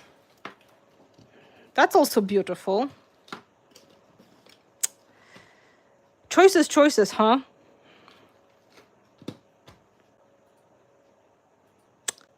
What can I do? Let's try this. And it's going to be just a little bit blue spring, blue summer, blue autumn, blue winter. Let's try this and let's add a little bit of the honey as an accent. We're going to see how it works. You can't go wrong with green and blue. This is always going to be a good combination. They are corresponding colors. Honey with acid, they're also close to each other. So let's go this way. We had a lot of coral in the version with the dragonfly, so maybe let's try now with a lot of sea glass, and then let's add a bit of acid and honey. If you would like to go and start with waxes right away, you can. This is the easy way to do it. You can just rub it everywhere you like, and then you add another color of the wax, and then you add finishing touches and or the highlights. This is the technique which is great for beginners because it's very hard to really make some mess with the waxes. They're not working the same as the paints, so they very rarely give you the mud colors. So when it comes to special effects, here, when it comes to special effects such as drips or like watercolor halo of the colors, waxes are not going to do that. If you would like to make your project look like the paint is flowing, you have to actually start with some kind of paint. So there are two ways of painting your project. So more precise with the waxes or more painty flowy with the paints, and then with waxes on the top. Because this is for beginners,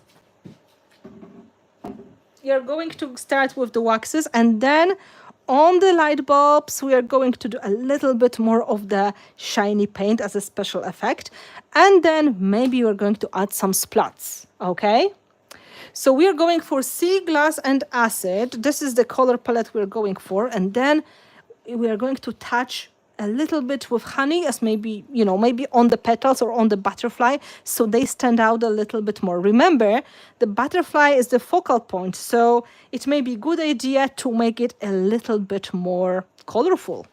For example, oh, I lost my project. Here it is. See what happened here? It's mostly coral, but the dragonfly was mostly green. So you can see it right away on the coral background. So keep that in mind. These are two of our main characters, and I've got some brushes I like to use for waxes. These kind of brushes. I will try to clean the mess here a little bit because I'm getting into trouble.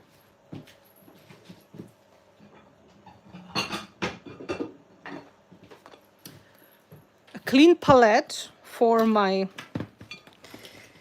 waxes.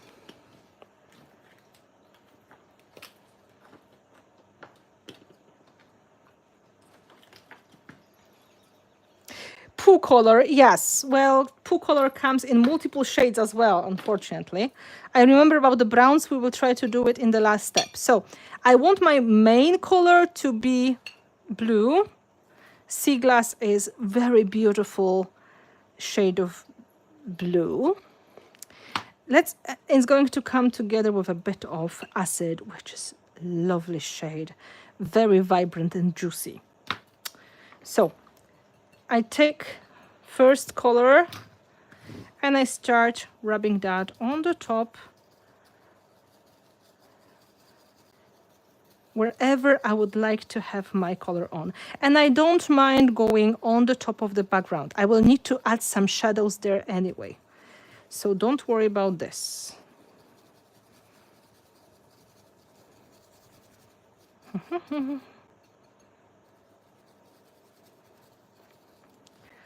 It goes pretty quickly with the waxes. You can see the wax sticks nicely, and then it even looks cool on the crackle.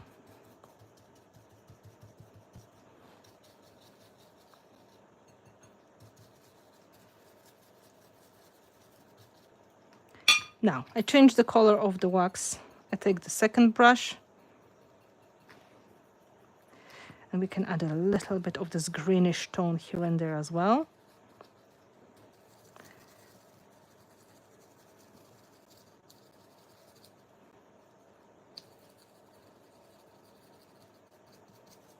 You can see how optimistic this is.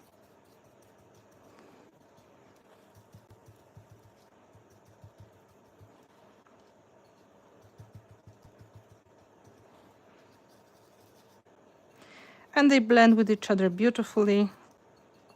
So there should be no problem at all. You can see why it is important for all of the elements to be dry. If it's not dry, it will be very hard for me to do this kind of step because, sorry, because I could be, you know, moving things by accident, removing them with this brush.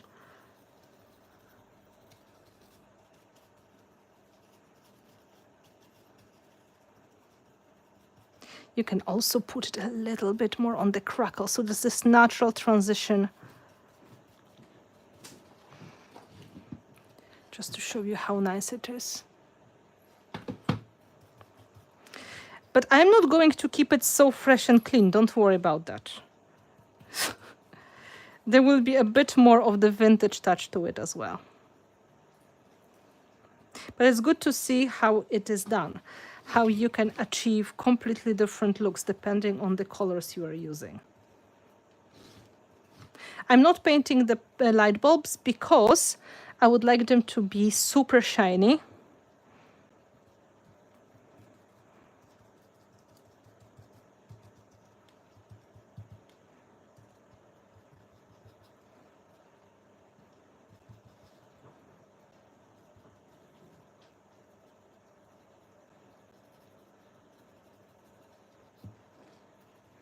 And I tried to make similar color transition on the bottom as well. So I take a bit of this wax and I put it on the background as well.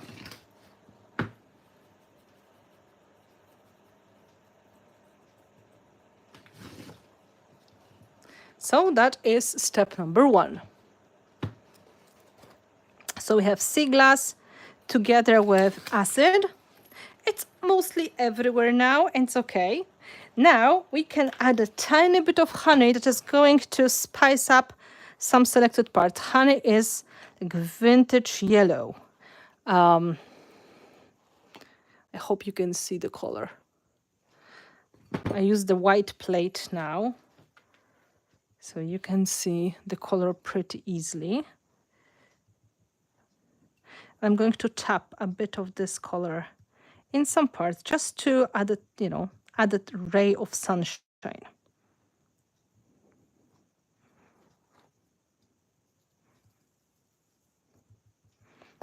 Well, my finger is too big. I have to take a smaller brush. Okay, here. Oh. So it's great for adding a little bit more of the kick in some parts. We're in the very spring color palette still.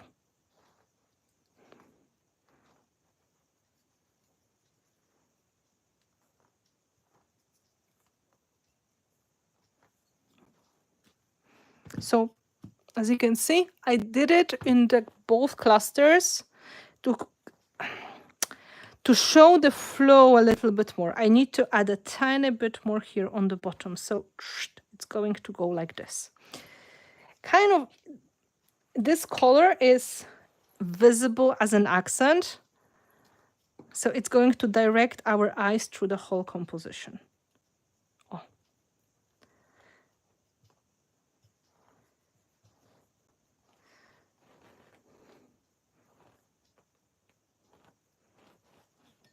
I hope you can see how the flow of the color goes. So in a way, when you play with your composition, you not only build the composition in the flow, but also you paint in the flow. Okay? Very optimistic, very colorful, very much clean look, which is not my thing. We are going to add a tiny bit of vintage touch to it. And I will show you easy way to do it as well. Now we can think about the right colors for our butterfly friend. Our butterfly is going to be on the blue and green background. So it will be, in fact, quite good choice to use mostly yellow to color it. So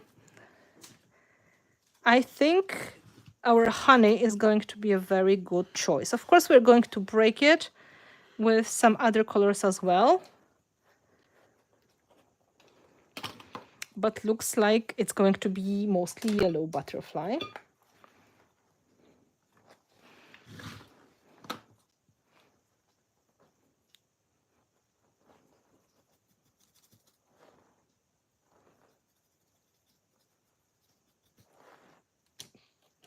This brush is not too great for going deeply inside. I will take another one because it is too soft. See, when the brush is too soft, it's just not easy to go into the details. Much easier with the one that is stiff. Oh.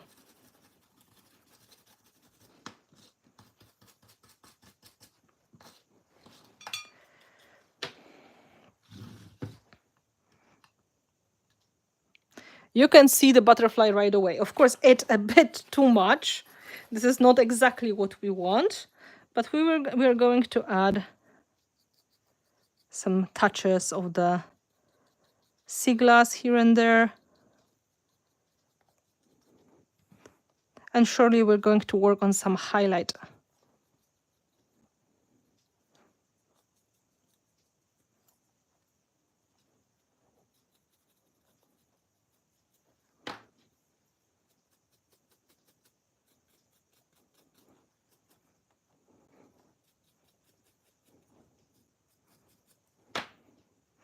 Just a, you know, just a start.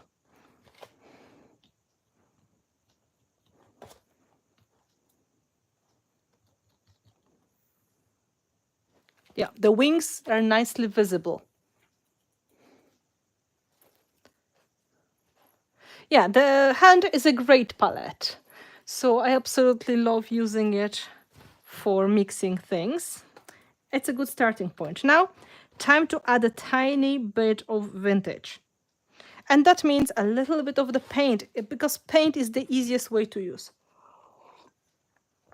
If you remember the first step when I was showing you that you can easily add a bit of water and a bit of paint to make like a stain on the wood, here's a similar concept. We can add a bit of the vintage shadows and a bit of the brown touch using acrylic paint. For example, this time it's burnt sienna, my favorite brown color for any kind of vintagey effect from liquid acrylics. You could do it with metallic paint as well, but metallic is going to make it even more metallic. So what you need to get is the small sized brush and a bit of bottle with a sprayer. And then you try to imagine where naturally your shadows would go. So for example, inside of these layers. Don't worry about painting the wax because wax is resisting anyway. So most of this is going to come off unless you really put it a lot in there. You can even go a bit on the embellishments. And then easily, quickly look what happens. We get this kind of like shadow, a bit of the vintage look. And I want to show you what happens with the crackles as well. This crackle is coming off, don't worry. It's going to show the crackles even better.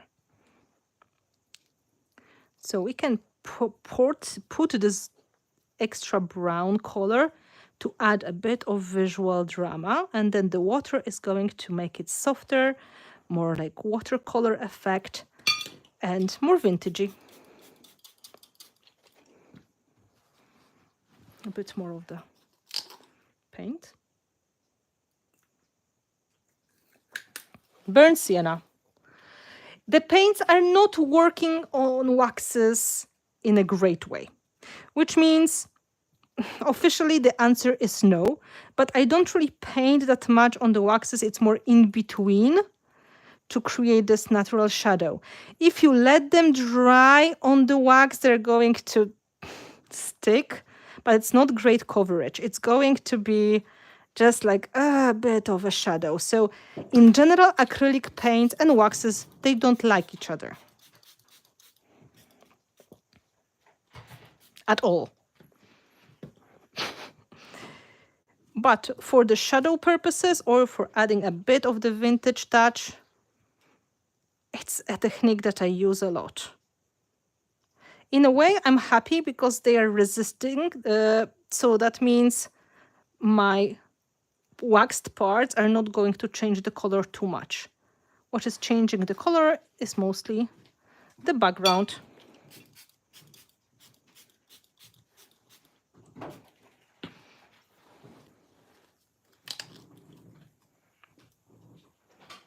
Okay, almost there. We need to add a little bit of the highlights, and we need to do something with the light bulbs as well. So first of all, I'm going to make sure all of the brown parts are brown, and I will let it dry. I'm just going to clean up the tops a bit. We have a bit of the vintage touch going on. Wonderful. If you'd like to get it more rusty, you could try carmine color from the same collection.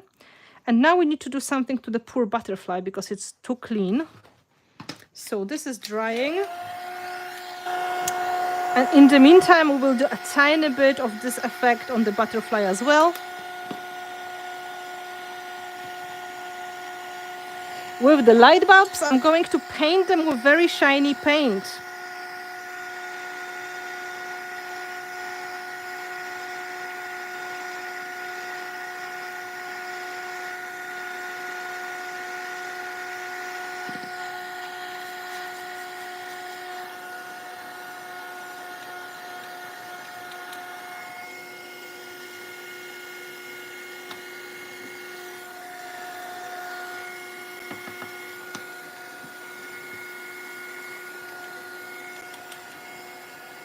Just to show the textures a little bit more.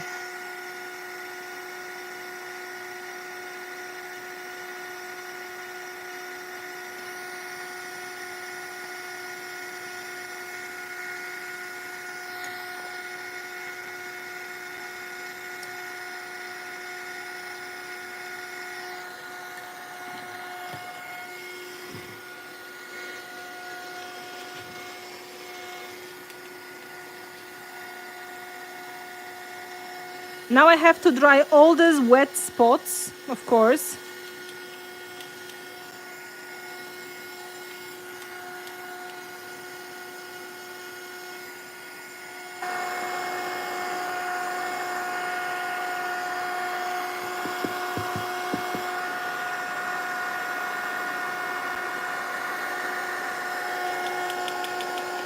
It's still the same color palette, but it has a little bit more of the visual drama. Uh, there is really a huge difference when it comes to dimensional mixed media, whether you have the highlights and shadows done or not. So it's very important to have that all uh, added to your project, because if it's not there, it's not going to work the way you want. You really want all of the details to be visible. In this moment, when you spray with water, if something is not perfectly glued, you will find it because it may want to come off. Don't worry if it happens. This is the thing that happens quite a lot, especially when you are a beginner and if you are not fully confident with your gluing. Remember just not to give up and stick it back.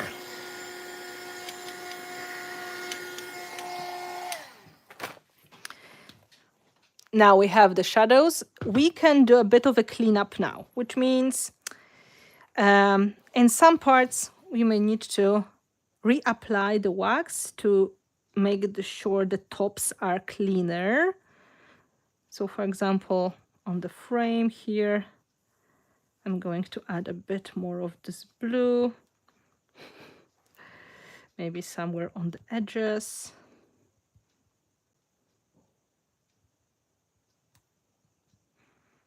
Maybe a bit of this green.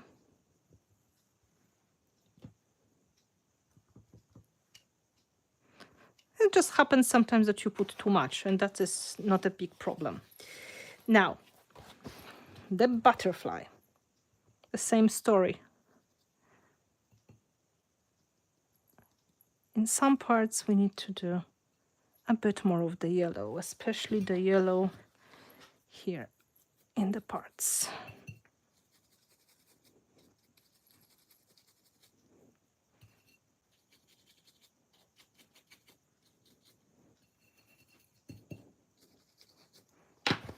And the blue.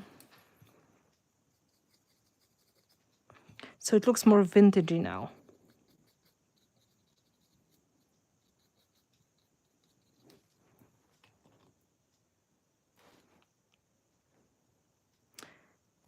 That's a good start. Now, I told you about the light bulbs and the special effect, something that is going to be very shiny. We have some gold in the background already.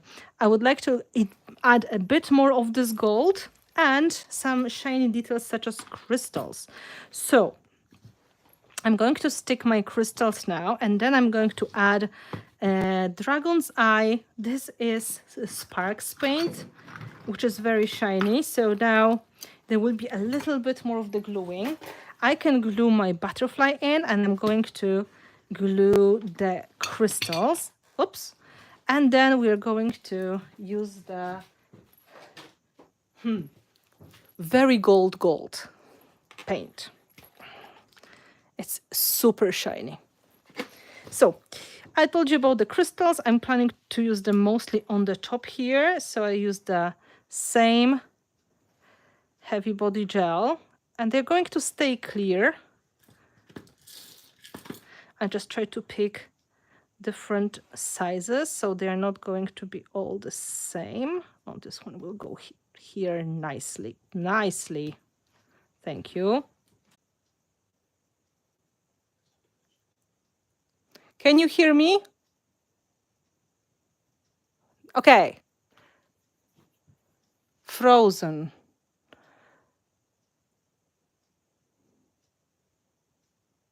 Try refreshing.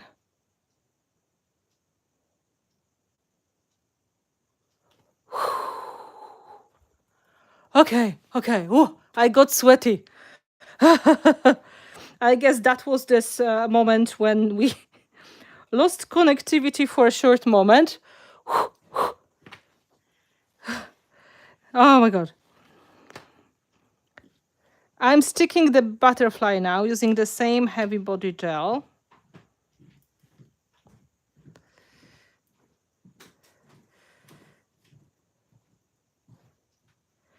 And you can see this butterfly has really cool dots on the wings. So I can try and find crystals fitting in these.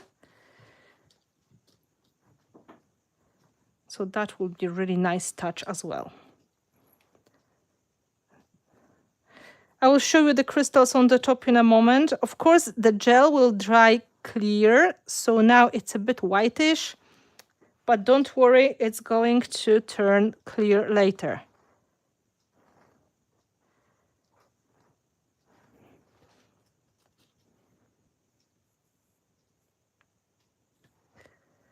That was a moment of terror and horror and thrill.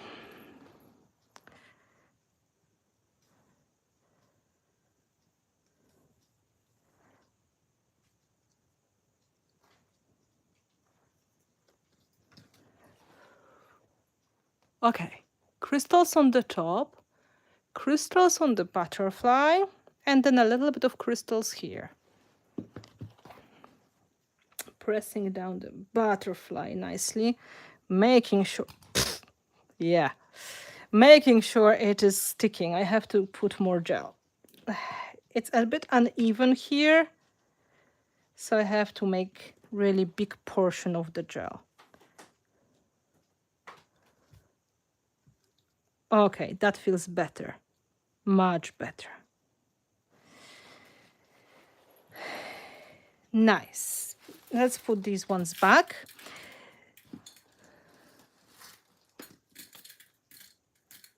I just bought a jar of heavy bottle gel. It's like rubber. Oh, that feels like something very bad happened to it. You have to say, how hard is the gel? Yes, exactly. Is it possible to stir it a little bit, or is it completely solid? Because if it's solid, that's not much we can do.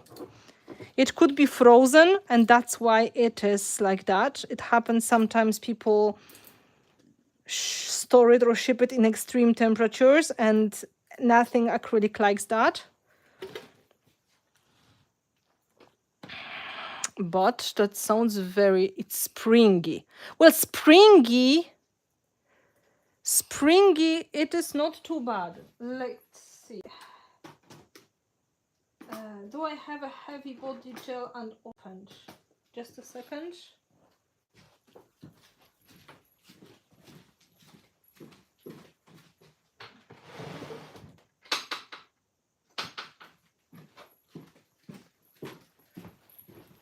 This is fresh jar.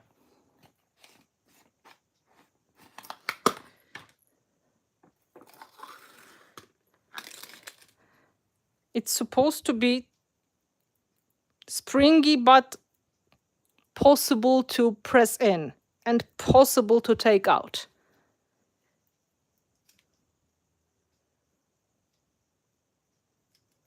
If it is thicker than this, it's very likely something bad happened to it, or it can be very old, very, very old, but that would be strange.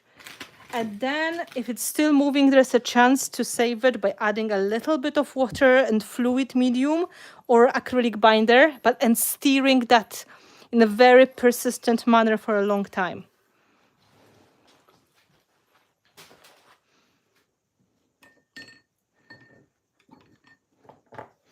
But I can't promise it's going to work. You know, once it is completely dry, it is permanent, so there's no way to revive it. Now, two more things. First of all, a bit of the color, the bursts of color, which we can do. And I really like how it's all coming together. It's vintagey, yet has this very nice spring vibe, but also a bit of highlight.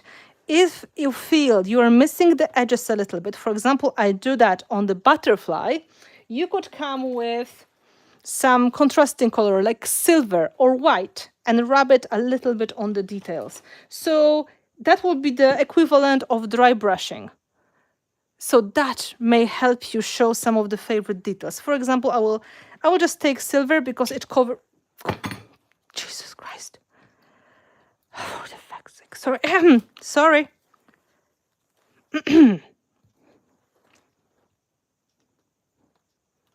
It's in place.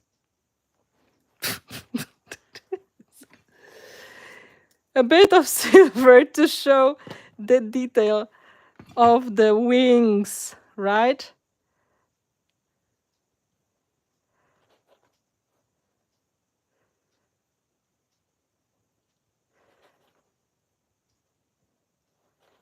Just the favorite parts that you'd like to show a bit more. That is possible to just add like an extra touch. And in some cases, this may be helpful. For example, if you feel that your elements are lost, rubbing a little bit of the contrasting color, like a highlight color, may be the solution. Now, where's my honey? Because of course I overdid it.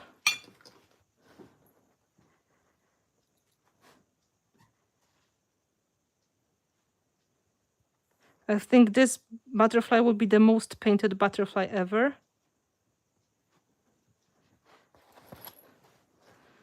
But oh well. I'm quite heavy-handed, unfortunately. Okay, it has a bit of blue on it now. So if you can't get in there with your finger, that you are missing an edge,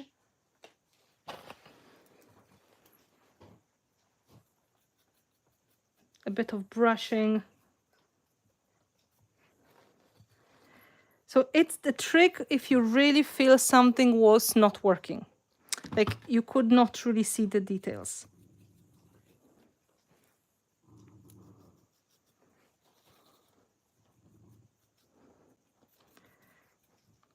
Now, the gold. Yeah, butterfly in flight, right? So this honey will be matching our metallic paint really nicely. So it's not like inviting another color in.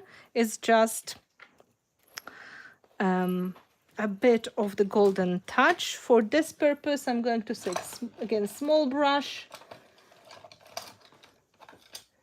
Hopefully clean. Which means I'm running out of options. Okay, here it is.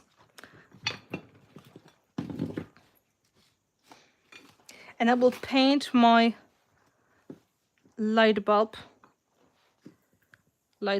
with this gold. I hope you can see this gold is super shiny.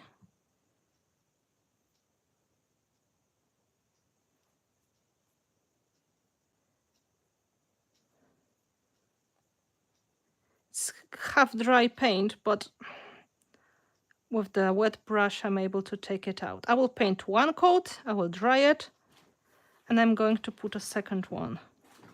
Just after one coat, it catches the light in a really pretty way, but I want more. So this is Sparks paint, Dragon's Eye. Out of focus, out of focus. Oh. Oh, maybe now. Sparks paint, Dragon's Eye.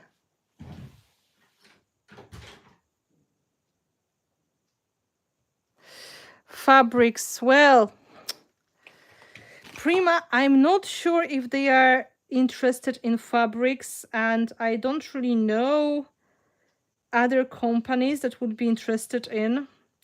Like, to be honest, maybe I'm not the master of marketing. I should be going and checking for opportunities like that.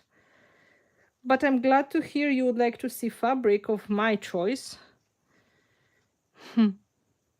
I never thought about this opportunity. I have no idea on designing fabrics yet, but I guess it's very similar to designing pattern paper.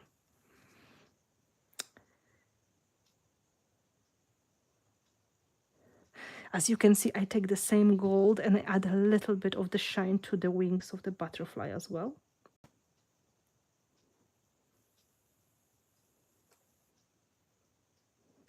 So again, it's going to attract attention in a nice way.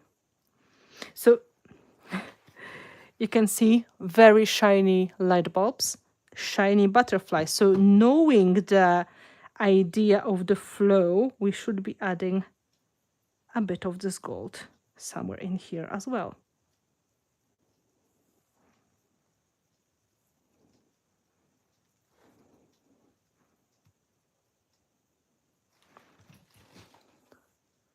So this is all working together nicely.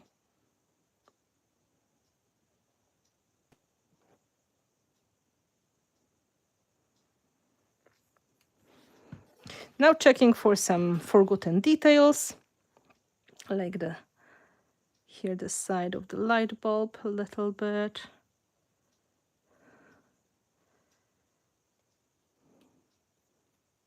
Or a side of a gear.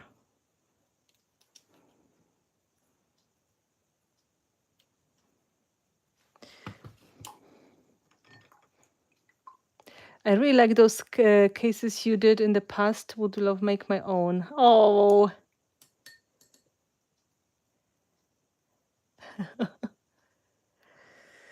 Sounds great. Now I'm going to do some golden splats and the project is finished. Splatter, splats.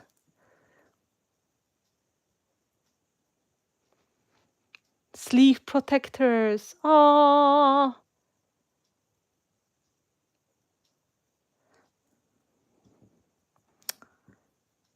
I don't know any brands making fabrics, to be honest, but maybe because I am not too skillful with the sewing machine. The machine I've got is older than me. Okay, so if you want to make nice splats of color, make sure your paint is not too thick. Okay, and then when you hit the brush, it comes off easily and it makes tiny, cute dots. Almost invisible, but they are going to spice it up a little bit.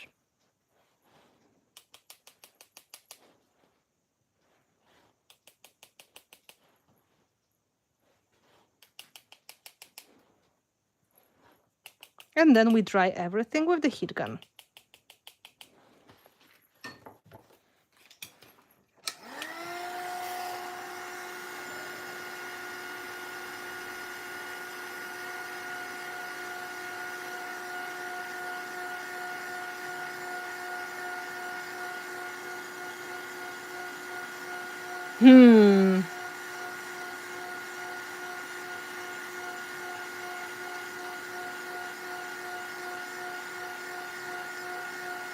Okay, free spirit. I would have to check it out, guys. I have no knowledge on this kind of market at all. And I don't even know how to approach it. Who should I contact and so on and so on.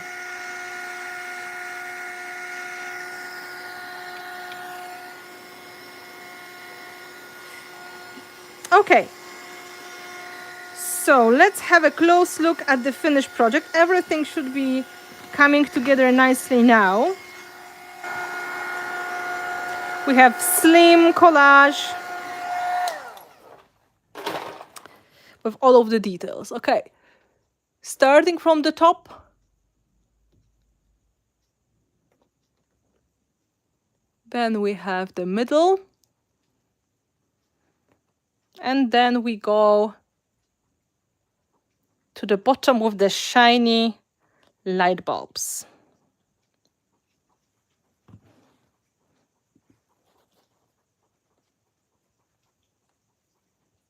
I'm just touching the light bulb details with a tiny bit of the silver.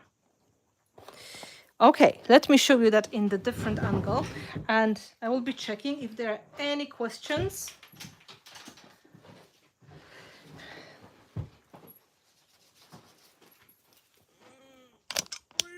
Whoops. Yeah, you can see how messy my table is. Of course, it's now for the butterfly to dry, possibly flat. And I wouldn't touch it, especially for the sake of the butterfly right now. I hope you can see how the flow of the composition goes. So, and we have the techniques in the background that we did. Thank you very much, Sue. So we have all of these details. We used most of the space we have. It feels quite in balance. It has nice flow. We use the element, but still you can see it's not just putting things together in a certain flow, it's also painting them in the flow that is going to match. So yellow color will also take us through the project, right? Elements take us on the tour through the project. We have some things going on in the background, but they are in the background. What is really attracting attention here is the butterfly. You can see the yellow wings. I made it on purpose. They are really standing out. I bet that him would love to talk to you about the fabric. Well, I am not so sure. So here we have not just the flow of the elements, but also flow of the color. And this is how your composition may work. So if you enjoyed that, share this video with your friends. Give a thumbs up and subscribe to the channel if you didn't do it yet. Also, if you'd like to get some tips and some ideas and some reminders, don't forget to subscribe to the newsletter that I have. And this newsletter is sent maybe once a week on maximum. And there are links to the things going on, information about online classes, information about in-person classes, and sometimes tips from the studio. I started that 2 weeks ago, so be patient with me, of course. In the last newsletter, there was information on what kind of soap I use for cleaning my brushes, so you can learn that with images. But also I promise there will be some more of the fun tips and techniques. I can give you the link to the newsletter in the comments now, so please don't go anywhere. And if you would like to get some online classes with me, I have mini video classes available in the description below through Patreon subscription, where I do live classes and video classes, or my Finnabair Art Studio website, where you can buy them for very affordable price. And I just released the beautiful mini class with the rabbit house, which I have to show you in a moment. So you can get it for as little as €9.90, which equals to probably about £8.50 or $10.60. And you can bundle it with the other classes and it's going to be even cheaper. So that is also a great option. However, I highly recommend my Patreon subscription, where you can get videos like that twice per month. We have something live minimum, then we have special exclusive video class for the group of higher tier patrons. And on the top of that, we have video classes as well. So this is a great, really great value, because you don't have to spend a lot of money and you have access to the huge library of my live classes and video classes. That works as the same way as Netflix. As long as you are in, you see everything, as long as you keep the subscription live. Here is the link to the newsletter I highly recommend, and the links to Finnabair Art Studio with video classes and everything you would like to watch right away. It is in the description. And Patreon, my super beautiful community that makes events like that possible, because thanks to them, I'm able to work from home and make videos for everybody. This support is priceless, and I want to say a huge thank you to all of my patrons who support me all the way, and they are present here as well, and they have some special things going on as patrons. So there will be live streams for them, including project videos, and including videos, live streams about composition, color, products, a lot of different things going on. If it is the really the most popular tier on Patreon is €10 per month, and that gives you access to one live stream and one video class and some other fun things, of course. Then there is a tier of €25 with giveaway as well. And there is a tier of 50 and 100. They have some extra perks as well. But thanks to these people, things like that are possible. So huge shout to them, because they help me as an artist. I'm able to teach classes online. I'm able to focus on making products for you. And this is really helping me with my work and life balance. And also, they are the best community you can imagine. They are friendly. We have Facebook group as well to communicate. And as Louise mentioned, that all of the years of the previous classes, they still available. So you have access to amazing library of the live streams and video classes. Do these waxes are sold in set? Not really. We were considering that in the past, but so many people have a lot of the colors of the waxes already.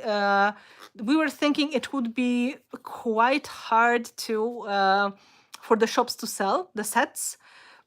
Maybe in the future. We considered limited time bundles of certain products in the future, and that may be something that we will try. And if it's working, maybe we can make a bundle, like limited time bundles of the colors of the waxes, but it all really depends how it works. There were no wax sets ever. The things we sold in sets, these were mica powders, glitters. There was a time when we made a set of 3 kinds of gesso in the tube, but it's out of stock already. There was a time when we said we had acrylic impasto paints in sets, but people, most of the times, they preferred to and metallic paint sets. People, most of the times, they prefer to buy individual jars or tubes or whatever, because yes. So this is how it works. It really depends on the market as well. I guess for a beginner, the whole set makes sense when there will be people who use them a lot and they have a lot, so they would prefer to pick and choose. So what is the impasto paint? Impasto paints are very thick acrylic paints in the tube. They may be used instead of gesso. They are super thick. Yes, the link of Patreon is in the description of the video. If you will go under the video, not here in the chat, there is link to Finnabair Art Studio, and then there is link to Patreon and my Instagrams and TikTok and everything else. If you like TikTok, I'm here. I am there as well. I'm on Instagram as well. And by the way, we keep trying. We keep trying to make it easier for everybody. So we are testing new feature on TikTok now. Some of the patrons know already. Because Instagram is not allowing you to post active links. So we found a tool that will make it possible to get a direct link to the video or to the class or to product, whatever you would like to link, on Instagram.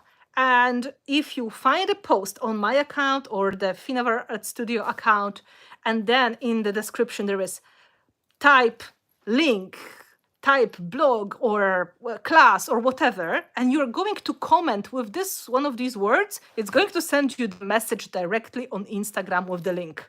So this is like a new feature we just tried.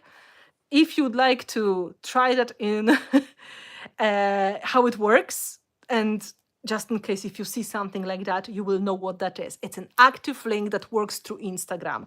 So for example, I post a video showing, oh, we made this beautiful project. Check out my latest YouTube video.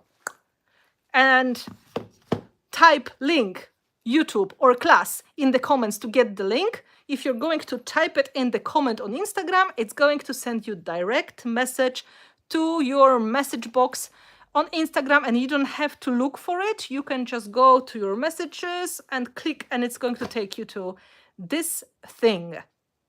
So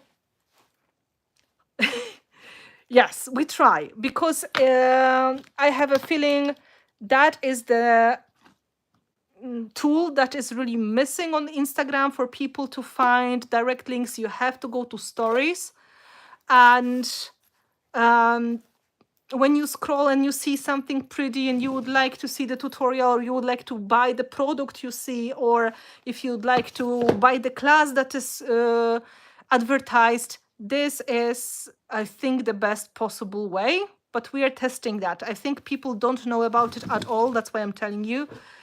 If you see the comment in the description of the post saying to type something to get a link, it's going to work. And now, by the way, the last thing, I show you the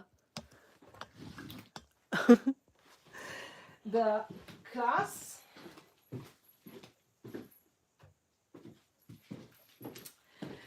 So this month on Patreon and this month on the Finnabair Art Studio,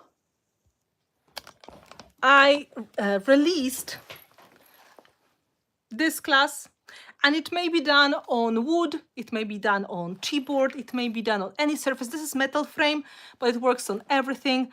And this is altered rabbit house. So if somebody would like to learn about the rabbit house, you can join me as a patron and learn all these techniques, how you can turn the roof into a tin roof, how to use the paints and waxes to paint it, how to create a cute garden with the rabbits, and so on. You can join me as patron and see it on Patreon, or you can buy it directly on Finnabair Art Studio for $9.90. And I have to say, there are 2 episodes of that, because it was time consuming, 36 minutes and 51 minutes. So it's like 1 hour, 20 minutes of enjoyable rabbit house saga. And there, of course, the PDF file available to see what products were used. On Patreon, you have it all listed in the posts. So you can see that as a last class if you think this is something for you. Finnabair Art Studio classes in a good bundle, €9.90, which is $10.60, or €10 tier on Patreon or higher, and you can see it. I am so proud of it, so I'm showing that to everybody, and I'm going to show it on social media as well in the next in the next days. So hopefully this feature with the type to get the link is going to work as well for that. So a bit of the teaser. It's really a cool project to work on. I've seen some of you got some wooden houses to make it work. Some of you, they're wondering if you can do it on MDF. Absolutely. Because we put gesso on it, it may be any surface to work on. The cool part is it doesn't have to be a rabbit house. It may be any kind of house. Bird house, chicken house. I heard one of you want to make a kitty house. It may be anything you like, because the set of techniques is really, really cool and easy to transfer on other projects as well. So instead of a house, you can make a box or anything, and still the techniques will be very fun. Yeah, you know, they, these are little toys I bought on Amazon. That you can find anything. And if you'd like to make it for, you know, mice, or if you'd like to do it for little dolls, whatever feels right, right? I'm not going to say, yeah, horse barn, whatever feels right. So all the descriptions, again, the links to Finnabair Art Studio with online classes, or Patreon with the whole experience of live classes and video classes and the community, it's in the description. Thank you for the support, because you really help me as an artist. Thank you for that. And thank you for watching. And I really ask you kindly to like this video, to send it to your friends who may enjoy it, so they can learn the techniques and get more confidence, and then you can create together. So thank you so much. Huge thanks to all of my patrons who supported me here today. And we see each other next week. I will double check if we're going to do VIP patrons live stream or the live stream for you. I have to see how it's going to work with my schedule. Anyway, thank you for being here with me. I remind you about my classes in the UK and Ireland coming in June. Keep eyes on my social media, because I'm going to reveal the details very, very soon. And have a great night. I hope this was enjoyable, and I hope I reminded you a bit of the techniques if you are advanced. And I hope for the beginners, the concept of the long canvas or the long wooden plank is not a mystery anymore. Thank you so much, and have a wonderful rest of the weekend. And stay safe, no matter where you are. In the US, stay safe, because you have earthquakes. Here.